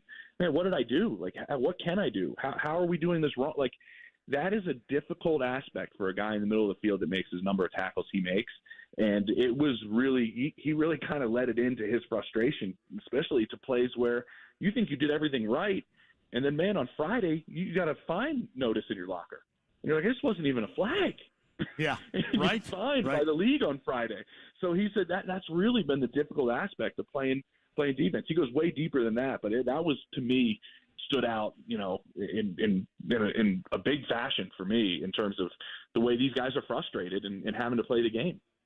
James Palmer of the NFL Network with us on the Andy Moore Automotive Group hotline. Happy Thanksgiving to everybody out there. I view it this way, too. In terms of NFL defensive players, and this used to be more just about those in the secondary or those on a corner where you have to have a very short memory because you're going to fail more times than you're going to be successful. That's been a long-standing tradition there. It's kind of like a baseball player at the plate. I mean, success is going to be 3 out of every 10 times you're going to get a hit. It seems like to me it would be really difficult to compartmentalize the failure you have to deal with compared to those few times where you make plays because the defense is so much behind that proverbial 8 ball, because we all know everybody wants offense. And it's just a difficult, really every position, it's really difficult to find consistent success individually. Oh, it is tremendously. And the part that I was thinking about when you were going through that was going like, okay, well, we don't make what these guys make, right? Mm-hmm. But if you have a certain hit, yes. Like I'm thinking of Kareem Jackson, the hit on Josh Dobbs this past week, the Broncos safety who just got suspended for 4 games. I mean, that dude, I think he was signed a 1-year contract. These numbers aren't exactly to point, but I believe it's like $2.2 million he signed his deal for. I think he is on the verge at the end of this suspension and the other hits that he's had in terms of fines this year to be fined like $940,000. That's like he's approaching half of his salary has been taken away due to what the NFL has fined him on in this season. I'm curious how you go and play the next play going like, oh, man, Friday's going to roll around. This one's going to hurt. Like, and you were in the moment trying to make a play, right? And you're trying to make a play specifically on getting after the quarterback. And what's happened so many times in a lot of these games this year, and obviously they're all close and they're all tight, and it's an unnecessary roughness penalty on a 3rd down where a guy hits a quarterback too high, too low, too late, and the drive is extended, and everybody on the defense is going, man, why? Like, you're like, this game is played in milliseconds. It's not played, we're making snap decisions here, and these calls and these flags and these fines are making things unbelievably difficult to be able to reset mentally. You're right. I think is maybe one of the more valued spots when you're looking at players if they have the ability to do that, because it's becoming more and more important for defensive players to have to do that. Yeah, and you bring up fines, too. I had Derek Brooks on. We were talking a little bit earlier. He's a friend of the show, and, obviously, he also handles in the NFL, NFLPA that exercise their right to, basically he's the judge at the very end of it for the players, and how much negativity he gets. And rarely, if ever, is he going to get a really good conversation because of what you're talking about in terms of fines. And, I didn't know I was going to get fined on that, and here we go. Yeah. He was the hearing officer, I believe. Yeah, he is. Yeah. I just brought up. Yes. Yeah. Yes, he was. And we tried to squeeze stuff out of him, but mum's the word with him. Oh, yeah, well, understandable. Yeah. Yeah, that's kind of the way that it goes. But it is amazing in thinking about it in those terms. And James Palmer joins us again, NFL Network. He and Steve Weiss, a conversation upcoming on their NFL Report streams of Zaire Franklin of the Colts, their linebacker, is going to be with him. They just finished that up a little bit ago. What did you make last night in watching Jim Irsay, if you did, on Real Sports with Andrea Kramer? And I'd said this yesterday, the message that he really wanted to get out was fantastic. It was. I mean, it was, clarity. It was getting sober. It was addiction and overcoming that and all this. And then, unfortunately, you put out that one quote, and that's all anybody's going to focus on. And if you've been noticing this afternoon, for those that have been incredibly negative about last night to him in social media, Jim Irsay this afternoon is firing back. Yeah, I think everybody in Indianapolis knows Jim and are not surprised by him firing back, and that's been his personality and the way he's operated for as long as probably most have known him. And I don't want to speak too much about it because I actually have not watched it last night. I've been on TV really nonstop this week, but I have obviously read plenty about it, and this is the society that we live in. That one quote will be taken. If that's the one that grabs the social media sphere, as we call it, essentially, it's going to make its rounds very, very quickly. And so I do think, I understand the message. I understand what it was. I don't know if I really understand that particular comment. And I don't think a lot of people do. And I think, in all honesty, and in my opinion, you're also making a comment to where the 99.9999% of America cannot relate to at all. Yeah. And they think the exact opposite of what you're saying, and would love to be in the situation that you're in financially. And I do think that makes it a very difficult comment to make. It could have been another comment, in my opinion, opportunity to talk within the message he was trying to get across, which is, man, was I lucky that, A, I didn't kill anybody, that nobody, even myself, was, harmed in driving under the influence, to drive the message home even further. It was an opportunity to do that probably, as opposed to what ended up being said. Yeah, and sounding incredibly entitled. I mean, you go through, taking hold of your life, right, taking responsibility of your life and moving forward and getting sober, and then not taking responsibility for something 10 years ago. And by the way, unearthing something 10 years ago that everybody had forgotten about, and then bringing that back up. Until I reread it. Yeah. Yeah. I mean, it was really a bad play by Jim, unfortunately. And now we see the consequences of that. All right. Hey, when can your conversation with Zaire be seen, James? Actually, with the holiday, it's going to be tonight. So I know everybody's probably going to be like, on tryptophan and asleep or watching, NFL Network, watching all the football that is going to be going on Thursday, tomorrow on Thanksgiving. So it's going to be tonight at 7:15. The show starts on the NFL Fast Channel. But then the great part about it is it might even almost be up now, as it's also a podcast on the NFL Network's podcast platforms, which, iHeart, Spotify, wherever you listen to podcasts, it's there. It's also going to be on YouTube in a couple of hours as well, so you can find it anywhere. I'll be tweeting it out like crazy. But Zaire, and I don't think I'm saying anything that people in Indianapolis and fans of the Colts don't already know, is just an incredible person and just awesome to talk to. What he had to say about Shane Steichen as well, which is, I'm from Philly. I know Shane. I know him really well, and I think you guys got a hell of a head coach that's going to be steering this thing. He's been through a lot already in year one, and I think he's handled it actually very, very well. Hey, James, we'll be watching that with Zaire Franklin. Thanks for coming on here. Happy Thanksgiving to you, and we'd love to do this again, man. Great conversation. I've really enjoyed it. Let's do it, and enjoy your Wednesday night, huh? Never too old. Oh, never. Hey, I may go ahead and roll a dice and throw it out there. You never know. You just never know. Turn back the clock here, James, tonight. You never know, buddy. All right, man. Take it easy, buddy. Take it easy. So James Palmer of the NFL Network is clearly a good dude. Quick break, we'll come back. That Wednesday night can be happening here at Brothers in Broad Ripple. We've got tickets to give away for the Buccaneers-Colts game on Sunday on a Bud Light Blue Wednesday. 93.5, 107.5 The Fan.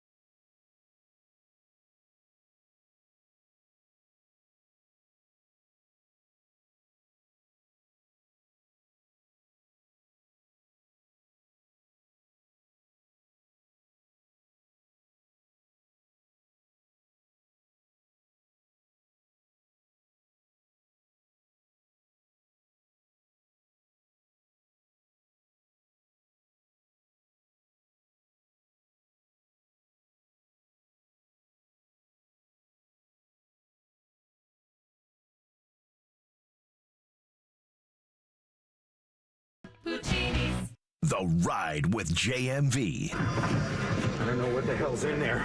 It's weird and pissed off, whatever it is. 93.5 and 107.5. The Fan.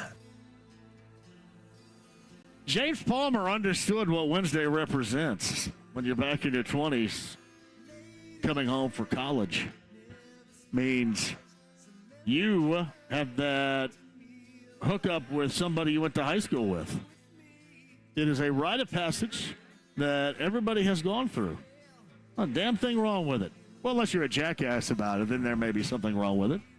But if you're not a jackass about it, that's cool. That's what Wednesday before Thanksgiving is all about. Who out there, seriously, true story, who out there in their life who has not peeled themselves off of somebody's apartment floor, and I'm not talking about a walk of shame here, but you peeled yourself off the floor and you go down and you get in your vehicle that next morning and go not to where you live to get a shower, to wash up, but go directly to grandma's house. Come on. You see a show of hands. Yeah, everybody has done that. Nothing wrong with it. That's what this Wednesday night is about.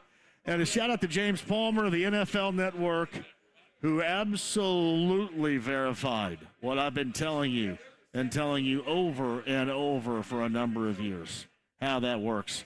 James is really good at the NFL Network. If you missed any of it, that podcast is at 1075thefan.com. Brothers in Broad Ripple is going to be hopping coming up later on tonight. What a great place with great food, ice-cold Bud Light for you. We've got Buccaneers, Colts tickets to give away as well, and a great show so far from our conversation with James Palmer of NFL Network a moment ago. Evan Sidery talked NBA with us at the top of the 4 o'clock hour. Hall of Famer, the linebacker Derek Brooks a little bit earlier, the former Buccaneer.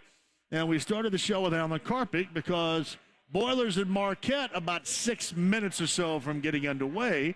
That is the Maui Invitational Championship game. Purdue and Marquette. Pacers and Toronto, the second of a back-to-back. Raptors in town. Raptors lost last night in Orlando, and, of course, the Pacers put up 157 on Atlanta on the road with a win. So, got that later on tonight as well. You got the NFL coming up tomorrow. You got college football coming up this weekend. There is a lot happening, and, of course, Jim Irsay, within the last hour, has been clapping back at those ripping his comments in the Real Sports on HBO segment interview that premiered last night.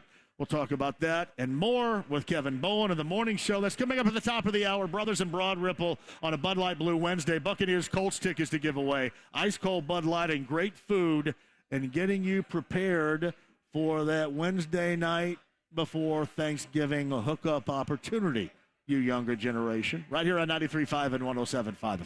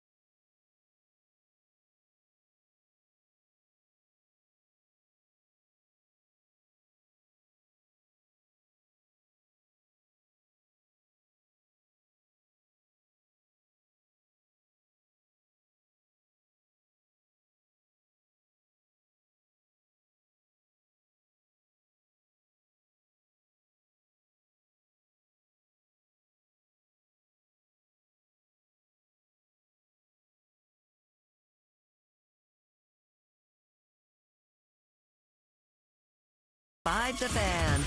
The Ride with JMV. It takes him a second to get on the stool because he's under 5 feet tall. 93.5 and 107.5 The Fan.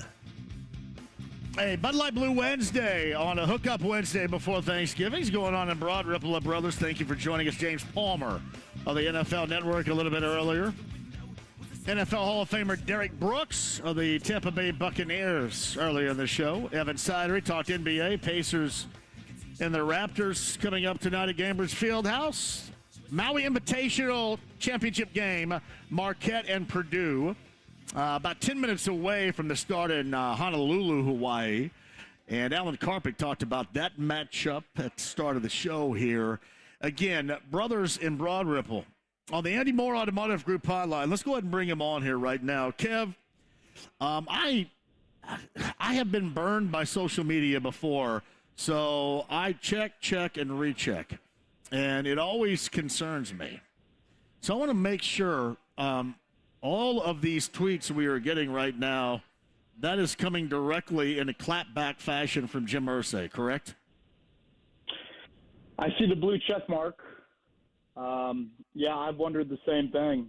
I thought to myself, boy, could Pete Ward change the password quick enough? Dude, somebody's got some. Listen, I know that it adds a certain level of entertainment, but this is going to end really badly here. It's going to end really badly, Kev. Yeah, and I think that's pretty well said. I mean, for you or I, John, Jim Irsay constantly tweeting is a good thing, but in no way, shape, or form is this good for the Colts, good for Irsay.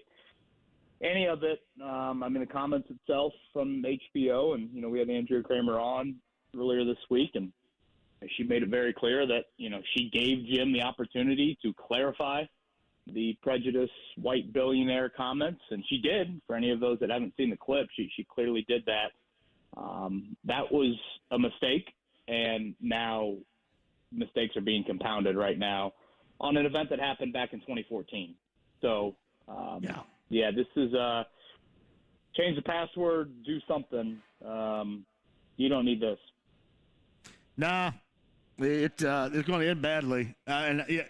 And yesterday, this is what I had talked about all day, was when we first found out, and you were talking to Andrea Kramer about it, that quote, you knew that the whole target and the reason why that segment was being done from Jim's angle of, what he has gone through addiction and then sobriety to where he is right now. Many of the things that may have been unsaid and hidden to the things that he is most proud of. I mean, you knew that was the reason why they put it together, and then it is all absolutely covered up and lost by that quote. And you can't get it back. Nobody's ever going to look at it. And I'd said, hey, coming up tomorrow, which is today, this is going to be the only thing anybody nationally that covers football especially will be talking about, and that's exactly the way this is taking shape. Yeah, and again, this is something that he had the opportunity, sitting there with Andrea Kramer to, walk it back, take it back, however you want to look at it. And, when he did not do that, you're going to get the Mike Florios of the world, and especially the national media, and even us here locally. It almost seems like, in a way, we're just kind of used to it. And I know that might be too harsh to say, because, again, I think that comment itself stands out in the pantheon of Jim Irsay comments, particularly when it comes to a matter that certainly could have killed somebody. So yeah, I mean this is a no-win situation. There is just a swallow whatever pride that you feel like is on the line here, and I mean frankly, did he say he's in Spain? Go to bed. I mean, hell, it's almost midnight over there. Here, I also think about it this way too. You can't do anything about it if he wants to. You can certainly tell the difference between somebody else typing up his tweets and the tweets today that he's concocting. Sure. You know what I mean? Yes. Several people run the Jim Irsay Twitter account, but it's pretty clear when you know who's pressing send on that Twitter account. And, this is just – and, again, it clearly, I guess, overshadows the Shaq Leonard news. But, I mean, even more than anything, I mean, how about your football team coming back from the bye week and in a position that, really no one thought they would be in, and, they've got a home game on Sunday, et cetera, and now here we are talking about the comments from the other night and firing off tweets that make very little sense to me. Yeah, the latest one's not good at all. I mean, I don't really follow the latest one too much. I don't either. And that I'm telling you, man, you lose track of being able to translate it for everybody here. Everybody's going to take it for what it's worth in their own translation, and all this is not going to go well. Like, for example, all right, so you're throwing shots at Stephen A. Smith. That's one thing, but you just know that it's going to escalate and go down a path in which that Jim, those around him, the organization, people around here, nobody wants.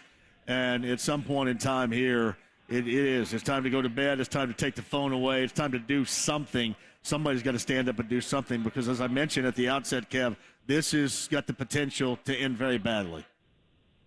Yeah, and it is a shame and disappointing that, you even have to say that. You would like to think that, when that came out, Jim could realize the backlash that would come from a comment like that and, release some sort of statement that is apologetic on it and realize that the Kicking Stigma campaign is the thing that needs to be front and centered, and that a comment like that it is very understandably, in my opinion, going to be taken the way that it has been taken. And there was plenty of context around it, and he had an opportunity. There was no misquote. There was no, I didn't get a chance to clarify that. No, he did. And you would think with the amount of times Jim's been in the public eye and the public spotlight and said some things that have been maybe misinterpreted in the past, that he would realize that, again, there's an element of just swallowing your pride and moving on and to stand by the comment and then now fire off these tweets. It is just an absolute no-win, absolute loser situation. And, whether you delete, you stop, you clarify, you go to bed, just do it. Frankly, there'll be some people in the building of where you're at tonight that probably need to do the same till about 2 a.m. Yes, no doubt about that. No doubt about that. Kevin Bowen, the morning wake-up call with KB and Andy. He's with us on the Andy Moore Automotive Group hotline. And I knew this was going to happen yesterday, too, and I brought it up at the outset of the show, is with the timing of the waving of Shaquille Leonard, I knew that I was going to hear a lot about, hey, they're doing this because they know what's coming on Real Sports on HBO at 10 o'clock on Tuesday night. Now, it's tough to put it together to believe that was what they were trying to do, but it's not out of the realm. Given what we've covered over the years, something like that's not out of the realm in terms of we've seen stuff like this happen before. Maybe not so much around here as much, but certainly, around the NFL to try to cover up something you knew was coming. These 5 o'clock on a Friday news dumps, things like that. So that got me thinking yesterday about that. Did that occur to you at all? I guess and trust me, I had numerous people reach out to me with a similar sentiment. Yeah. I will start here. I think you're giving Jim Irsay way too much credit if you are thinking that was possibly at hand. But that's not Jim. That's those around him, Kev. Those around him that knew what was coming, didn't want him to do it in the first place. Oh boy. Yeah, I thought, all right. I mean, if you're going to do something, this is as good as any time. All right. Again, nothing concrete, just wondering aloud. Yeah, I mean, is it bad enough you're cutting the dude 3 hours before his turkey giveaway? I don't know. I think a lot of the calendar evidence adds up to. I'd agree. I agree. Why the timing was that it was. I think you and I even had this debate after the New England game, and I wanted to play back the Shane Steichen response about how Shaq looked against the Patriots, because to me it screamed there's a possibility he's going to be benched. Now again, an outright cut. I did not think that. And clearly, the Colts slept on it Monday night after they told him he'd be inactive, and woke up on Tuesday and had a change of heart. So I get the conspiracy theory thought. Certainly Friday news dumps are a thing, and, there are public relation cover-ups abound. But, boy, to do that to Shaquille Leonard, I'd like to think the Colts are better than that. Yeah. I knew it was coming yesterday. And, man, everybody said, hey, you know why this happened right now? Because, people look at it and you think, all right, really you're not gaining anything other than the fact that a day prior he was told he was going to be inactive for the rest of the season. And at that point, why would you want him around, right? Overall, once you declare that to the player itself, it's over, and what the hell, you might as well. Yeah. It's not like Shaq Leonard's going to play special teams for you. Yeah. It's not like he's just going to sit quietly there on the bench and not, whether he is inviting it or not, there's an element of distraction that just naturally comes with that because, we were talking today in the media room, and you don't see teams bench non-quarterbacks like that very often, just like outright benching and then they're just inactive. Hell, even Andrew Luck, I know it's injury related, he goes away.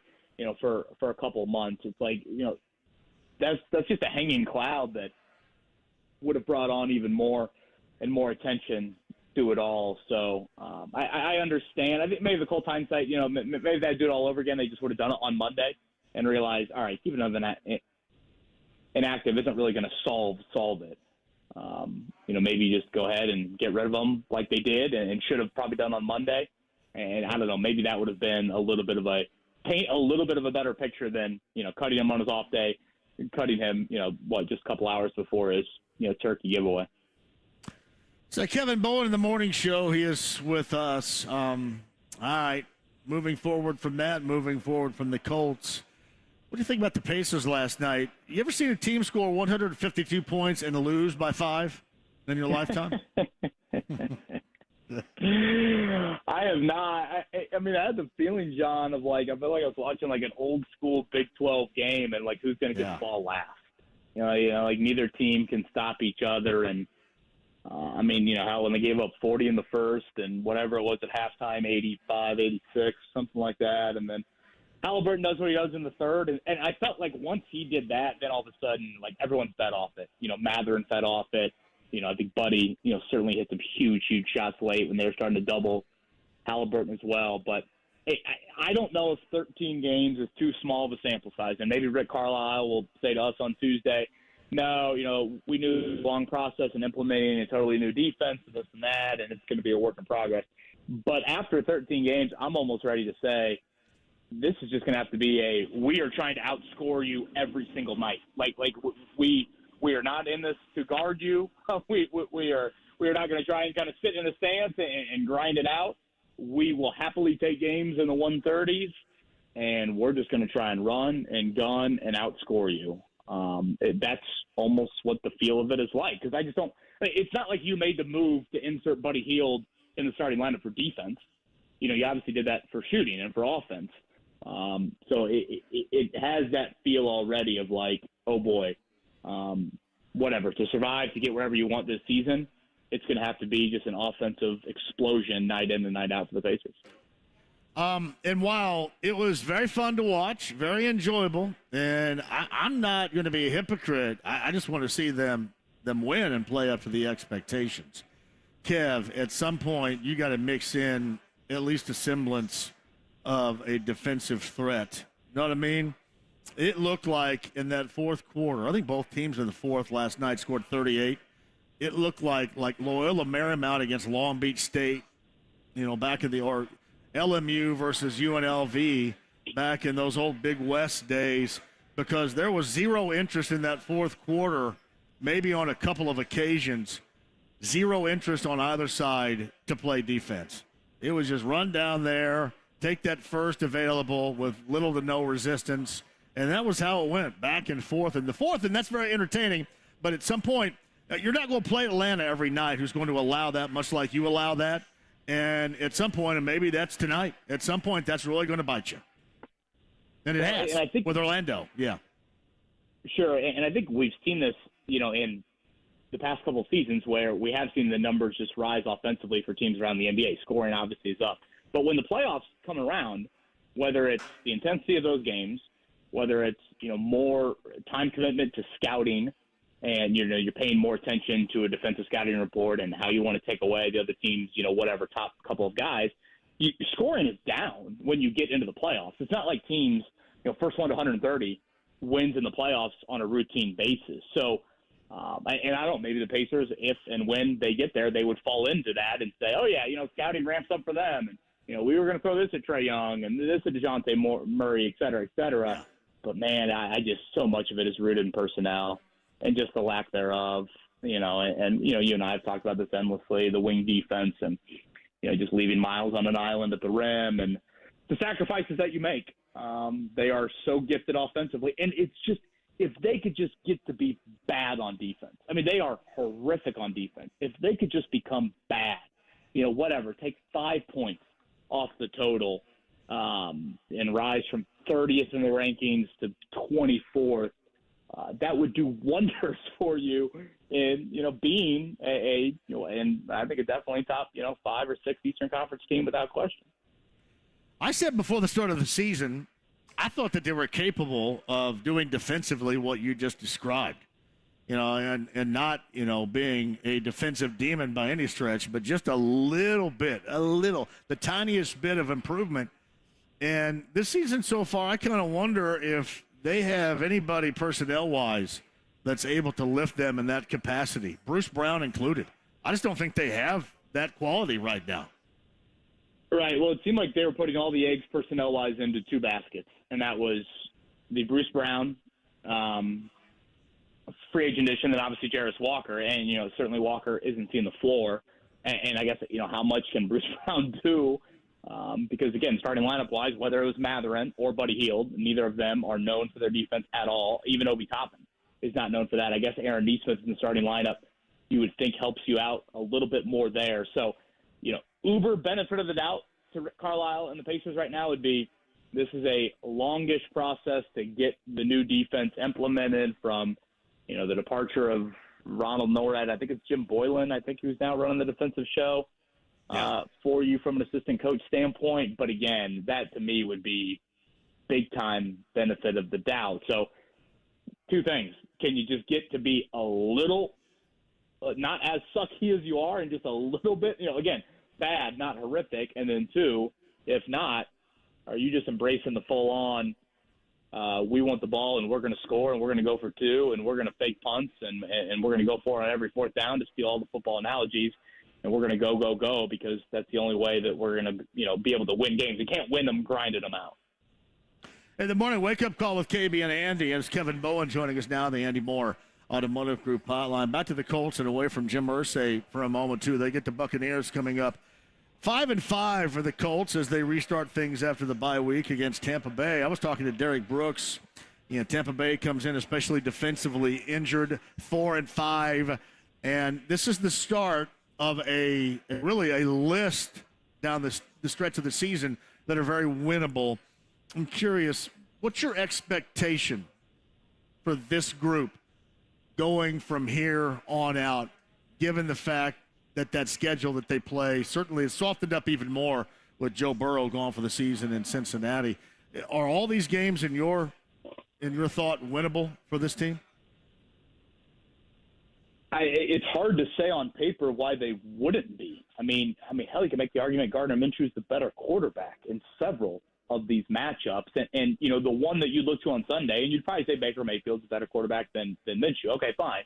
Well, right now Tampa's got 3 very key guys that did not practice today, all on their defense. They just played a physical, long road trip in San Francisco, so they don't benefit from the bye week like the Colts do. And then they are the worst rushing attack in the NFL. And without Grover Stewart for 2 more games, that remains a question mark. And obviously we saw what happened in Germany when New England just kind of ran right at Indy on several of those drives. So, when you add up all that, you think even this one with, again, a more competent quarterback, that you have some reasons to be optimistic and to feel like the Colts can win this game. I think they're very deserving of being a favorite. I am curious this. The last 2 games, you've won each of them. You played 2 teams that has not had a pulse offensively, and in particular, they haven't had a passing offense pulse. New England, Carolina, they couldn't throw it from, you to Cam, whoever's your onside engineer right now. They couldn't do anything. And now you're getting back into a little bit of kind of Saints from last month where, yes, they weren't putting up a whole lot of points, but Derek Carr, Chris Olave, Michael Thomas, they had a history. And Baker Mayfield and Mike Evans and Chris Godwin and Trey Palmer coming on, again, they at least have done some things. So I do think with Juju Brents missing another practice today, that is something of concern. And I would say the other angle to this, John, that I think it's hard to kind of grasp a little bit is the Colts have been really poor at home, and that dates back to late last season, but they're 1-4 at home this season. And I felt like when even internally, but I'd say more just kind of externally media-wise, when people have patted them on the back this season, and I point right to that, back-to-back win in Houston, go to Baltimore, win then, when they have had the everyone pat you on the back, multiple wins in a row, here's some praise, they haven't reacted well to it. Now, again, they've just won 2 in a row, but they haven't played well. A lot has happened organizationally since their last win. The bye week naturally, I think, kind of breaks up any sort of momentum and heaping out of praise that would be there. So maybe they aren't in the same a little bit more of a bullseye on our back mode just based off how they played, the opponents they've played, and, again, the fact that you have the Shaq Leonard news, you have the bye week. So do they have a little bit more of a hunger than maybe they did? And I guess I'm going back to that Rams game where they got off to such a poor start against a Rams team that had a lot going against them from a short week and a long road trip the week prior. So Kevin Bowen, the morning show, that's the morning wake-up call with KB and Andy. It's Kevin Bowen on the Andy Moore Automotive Group hotline. So Shaquille Leonard gets waived. Is this a new era of accountability from Shane Steichen? And is Chris Ballard incredibly lucky that that didn't take effect a year ago? There's probably a lot of truth to that. I do think it is. Whether you are trying to send the massive message or not, it is a message of accountability, and it's different than Deion Jackson. It's different than Darrell Baker Jr. I don't think there's any question about that. And Shane Steichen strikes me as that guy. I mean, he strikes me as a bit of a cutthroat dude that realizes the bottom line nature to this business. And, if you're going to preach it in a March press conference, your locker room's going to hear that message a lot louder and a lot clearer if you also act upon it come September, October, and November. And that's what this, move to me sends, a message. And I think deep down, if you gave truth serum to a lot of guys in that locker room, they would understand and, get the reason of why, Shaq Leonard is being cut and how poor he has played this season and certainly has not lived up to the contract. And I did find it interesting today, John, and I asked Shane, did any of the public comments have anything to do with it?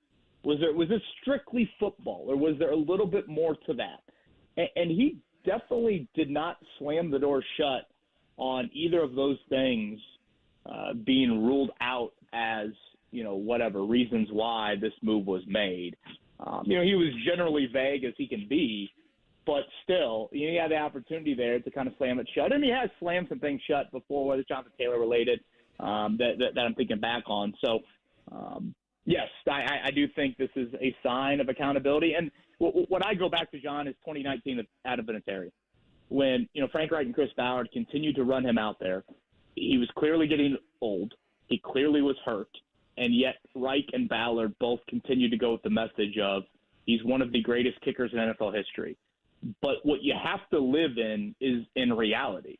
And what Adam Vinatieri did to win, Super Bowls in 01 and 03 and 04, whenever those Super Bowls were, that doesn't matter as much in 2019 when he's 40-something years old, and clearly he's going through a knee injury and he's missing kicks badly. And so now, a couple years later, you have an injured player that has a hell of a resume and means a whole lot to your organization. So are you going to make the same mistake? And maybe it took Shane's presence to react differently. But to me, indirectly or directly, it was a major accountability message sent. Yeah, and then you get that quote from Irsay, and it's like a complete lack of accountability for something 10 years ago. I think we got some mixed messaging going on here, Kev, is what we got. It is so true. Yeah, I mean, it's so true. And it's why that any defense of Irsay, John, always comes with skepticism from a group of people. And understandably. And I totally get that. For how philanthropic he has been to our community, and how many great things he's done for that organization, and building a football team here for whatever since he became owner in '97, et cetera, et cetera. All of it is there, but there's this massive but that comes with it. And the last 24 hours, 48 hours, we've seen exactly why. And so is, frankly, the rest of the United States. Kev, man, I don't think I'm overblowing this either. Unless somebody is able to get a hold of him here, I think this is going to end really badly. It's going to make what this situation was Tuesday. And see, you also, you're going into the Thanksgiving holiday, and this thing would end up fading away. And what you're doing is just you're stoking the flames of something that likely because of Thanksgiving was going to go away anyway. So a lot of nonsense, and you wish somebody would just get a hold of him or the phone, can talk to him and take that thing away, because I just got the feeling this is going to end badly here. Boy, if Pete Ward walked into Brothers and brought up right now, he would need about every bottle behind that bar right now. Oh, man, they're trying to think of what can we do coming up here before Sunday? little smoke screen or something going on here. I don't know, man. Maybe have a caramel cop bang the anvil. I don't know if that'd be a good thing or not, but I don't know. I'm grasping at straws here. That would be a good idea right there, because they're not happy about that either. Yeah, just 14 years ago stuff, man. It was just so unnecessary. Why? Don't you just why did that happen? Yeah. So, I like him a great deal, Kev. I know you like him too. I like him a great deal. I do. I hate to see this go down, man. It's too bad. It's a shame because again, it covers up and it mars so much great and good that he does behind the scenes, out front. Kicking stigma. I mean, my wife went to an event with Kaylin Irsay earlier this week. She spoke. She was blown away. Kaylin's awesome. Awesome. Yes. Yeah, she's terrific. But, all right. Well, hey, get some rest. I'm sure you and how many family members you got eating tomorrow? About 70? Yeah, we got a big crew, morning and afternoon. I must say, I think I say this to you every Wednesday of Thanksgiving Eve. And when you're at Brothers in Broadripple, boy, if those walls could talk, I certainly had some long Thanksgiving Eve nights in there. Dude. So Godspeed to everyone. Tell me a little something about this. Did we, I know Maddie's not listening. Maddie doesn't like listening to this show anyway when you're on it, or any other time for that matter. We walk out of here with anything spectacular back in the day, Kev? Prior to becoming a father and a husband, devoted?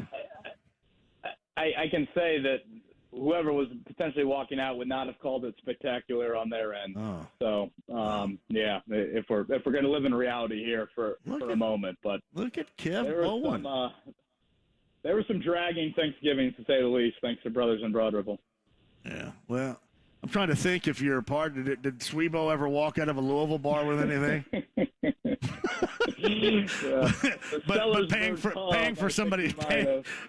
for somebody else's drinks. That's about it. I love Swebo. I hope he doesn't take that literally. So I do. So. All right, brother. Have a great Thanksgiving with the family, man. John, have a great Thanksgiving as well. Thank you. All right, Kevin Bowen in the morning show. That's the morning wake-up call with KB and Andy. Man, James is back there going, hey, dude, get to a break. Stop talking about this Wednesday night. Get to a break.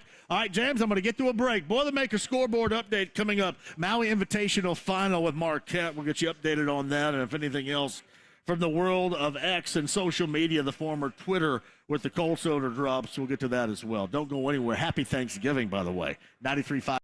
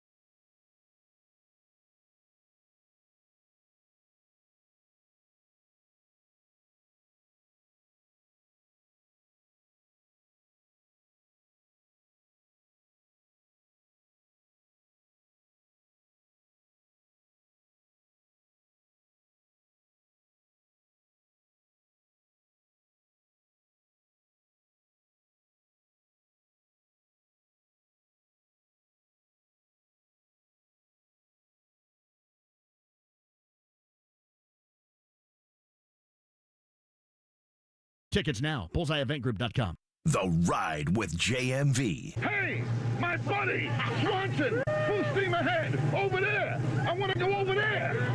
I'll move over, Swanson, I'm driving. 93.5 and 107.5, The Fan. Oh, don't do this to me, James. Come on now. See. All right. It's not like this whole world's not in the collective crapper anyway, right? There are some things that we should 24/7, 365 be able to expect. The spreadability of Win Schuler's spreadable cheeses inside the lounge via YouTube Live. The ice-cold Bud Light that you have before me if you're watching online, participating you whenever you're doing. Getting around with friends and family and celebrating on a Thanksgiving and the night before, going back to your high school days and maybe hooking up with somebody you didn't get the opportunity to hook up with when you were going in high school. And the final would be Hall & Oates, all right? Hall & Oates has always been there for us from the mid-'70s through Rich Girl to the album Voices and Kiss on My List to Private Eyes. I Can't Go For That. H2O, the album, Man Eater, Say It Isn't So, Adult Education to Big Bam Boom. It's always been there for us. And now it's like transitioned into yacht rock, and we love it even more. But evidently, Daryl Hall, so Hall in this case, Hall is filing a restraining order against Oates, John Oates.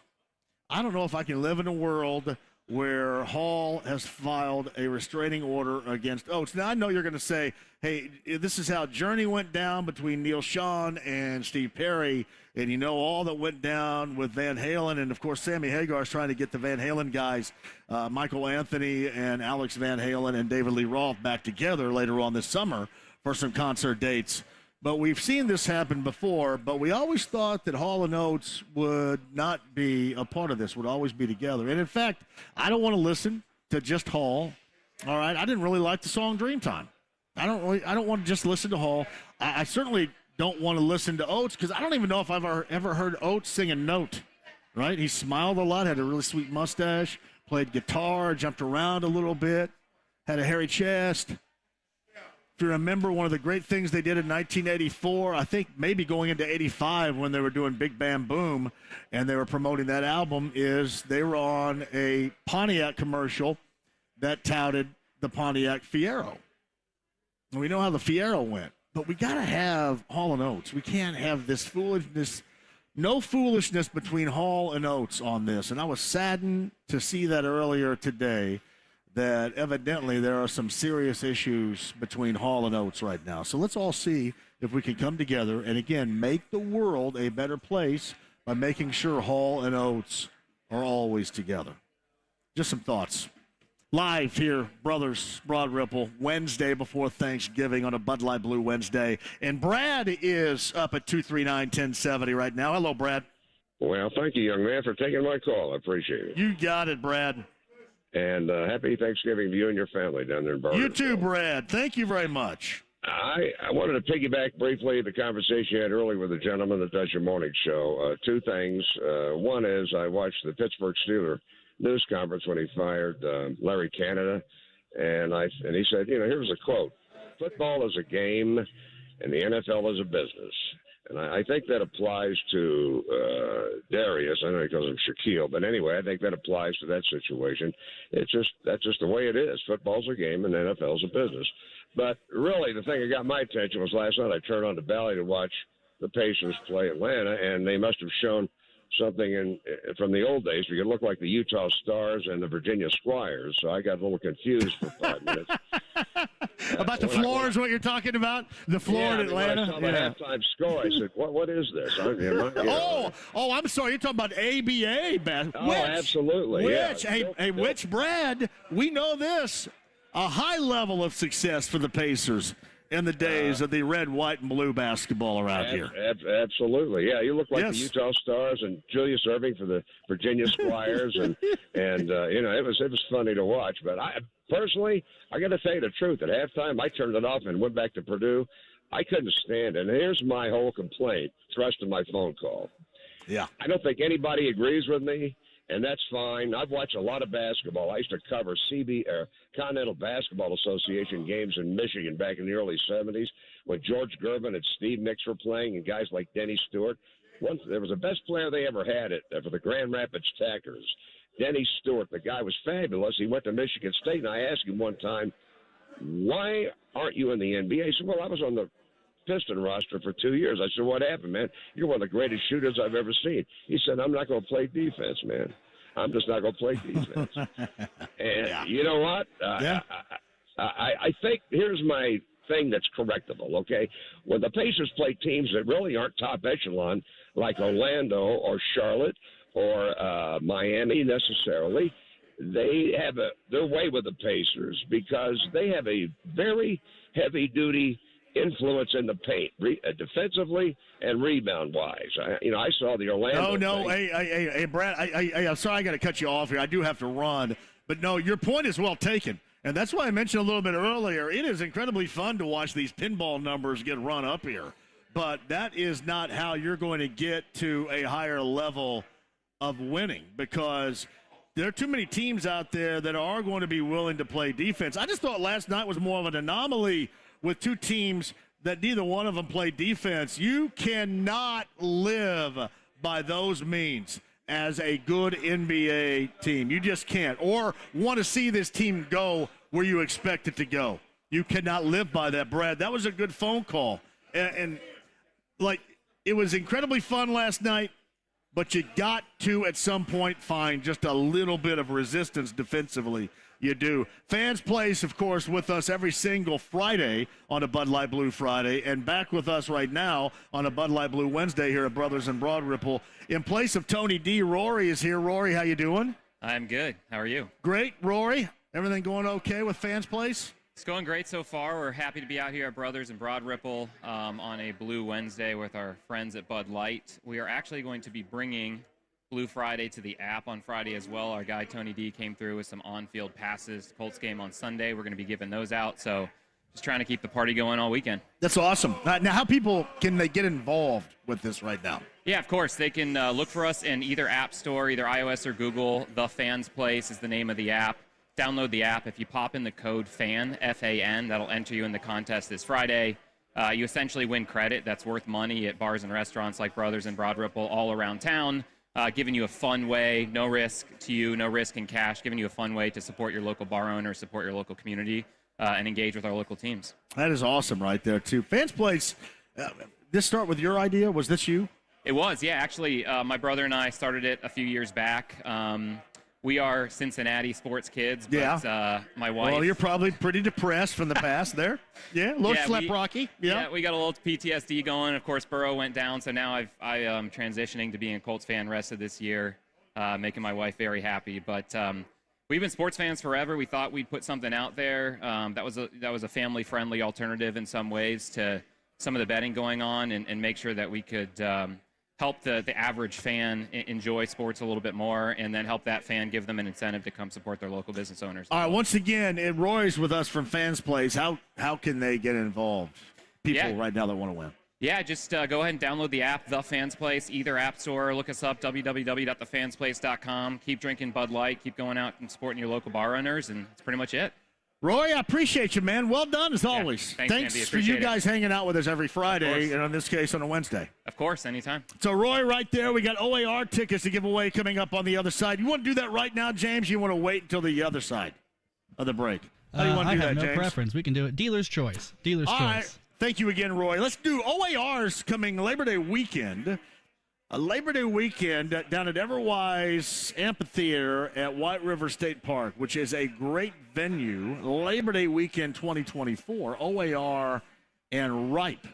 Number 9 at 239-1070 will get a pair of tickets from us to attend that show. I know it's a long way off, but still, opportunity to look forward to Labor Day weekend with that in mind coming up at the end of next summer. Number 9 at 239-1070. You are a winner. Boilermakers up 8 right now in the first half. Maui Invitational Championship game taking on Marquette. Boilermakers 31-23 over the Golden Eagles. Quick break. We'll come back. More of that update. Pacers, Raptors, Gainbridge Fieldhouse tonight And, of course, all the other stuff that's going on, including Jim Irsay, the Colts owner, being wild on Twitter this afternoon. That and more. Live in Broad Ripple Wednesday before Thanksgiving. It's a Bud Light Blue Wednesday with your chance at Buccaneers Colts tickets, 93.5 and 107.5 The Fan. Get big savings and big rewards now during Provember at Lowe's. Right now, new and existing MVPs can get 50% off an NFL Plus premium annual subscription and get access to live local and primetime games on mobile, NFL Red Zone, NFL Network, and more. Because Lowe's knows savings, Lowe's knows pros. New and qualified returning NFL Plus subscribers only. Limited time offer. Promotional pricing applies to this year only. Plan automatically renews until canceled. Terms and conditions apply. Offer ends 11/30. $5,000. That's the average amount of money people in the U.S. are now spending on gas in a year. $5,000. That's crazy. What? If you drive, you have to download Upside, the free app that gives you cash back every time.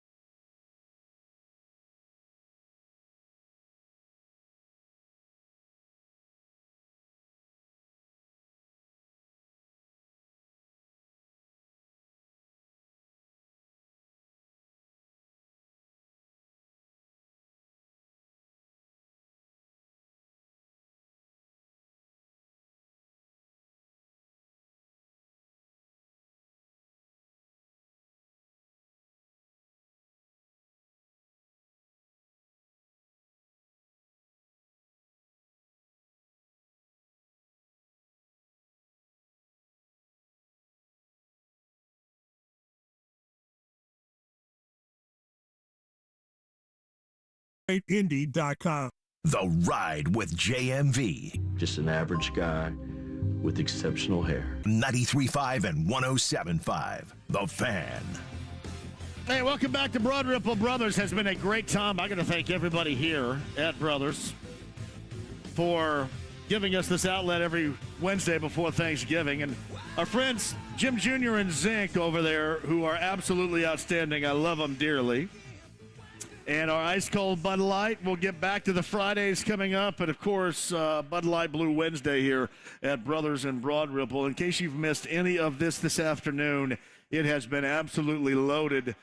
Boilermakers nearing the half of play right now up on Marquette. That's the Maui Invitational finale going on in Honolulu. You got the Pacers at Gainbridge Fieldhouse tonight.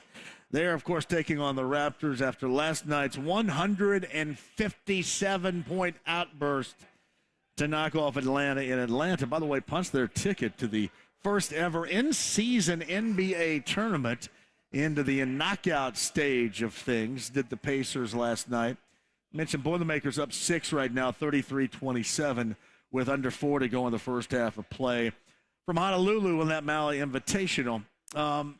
This, too, Jim Irsay has been going a little bit wild on Twitter today and has not tweeted in now nearing the last hour. And honestly, as I was talking to Kevin Bowen a little bit earlier, that would be a good thing. I mean, anybody over there, and I know that we're talking about Jim Irsay, and good luck with anybody being able to do that.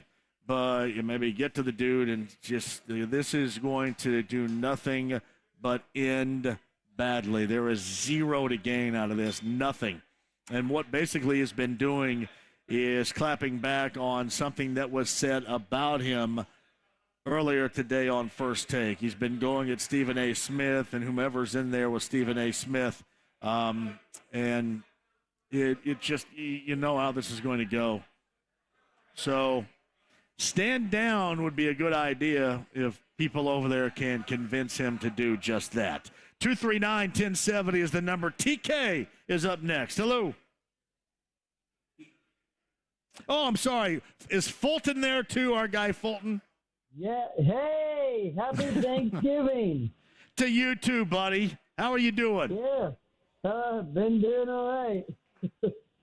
Outstanding, Fulton. Getting ready for the big day tomorrow. The big day tomorrow. So how many people are going to be with you? It's going to be my girl, myself, my brother, and I guess that's probably it. So. Well, you tell everybody up there, family and friends, we said hello. And once again, thank you for the invitation last Friday to watch Elf the Musical up in Tipton. Had an outstanding time. Yeah, you're welcome. Yeah. All right, Fulton, have a great Thanksgiving. Thank you. Yeah, make sure you watch the Macy's Thanksgiving Day Parade. It's tomorrow at 8:30. You got that right. I'll be up and ready to rock it, Fulton. Have a great Thanksgiving. Right. You too. That's our friend Fulton right there. Thank you, Fulton. Man, it's been a short week, but a great week, too. I got to thank both Devin, the on-site engineer, and Jacob as well. This reminder, for those of you that may have not heard, the final JMV takeover was last Saturday, so they're in Christmas music mode on B1057 now. So I'll be back on New Year's Eve, but I get a hiatus, and the first advantage of, at least my plan of taking advantage of the Christmas music hiatus is to go to see Kiss. I've never seen Kiss before. First time ever I've ever seen Kiss. And that's coming up on Saturday at Cambridge Fieldhouse. Now, I'm not suggesting it's not going to take place, but in Ottawa and in Toronto this evening, Paul Stanley has been kind of suffering through the flu, and they've had to postpone a couple of dates. So maybe keep that in mind. Again, we're on Wednesday. The show's not until Saturday, but Paul Stanley is under the weather, and they've had to postpone a couple of shows in Canada. We'll see how that goes. But yeah, first time for me to see Kiss coming up on Saturday. Hey, thank you very much. My friends at Zinc are awesome, too. I think our friends here at Brothers and Broad Ripple, which is going to be hopping later on tonight. Dev, happy Thanksgiving to you. Jacob, the same to you. James, back in the studio, to you as well. All of our guests, the Hall of Famer Derek Brooks, James Palmer of the NFL Network, Evan Sidery, NBA, Alan Karpik, Boilermakers, Kevin Bowen of The Morning Show, podcast 1075thefan.com. Each and every one of you, stay safe. Have a fantastic Thanksgiving. Talk to you on Sunday morning prior to the Colts game here on 93.5 and 107.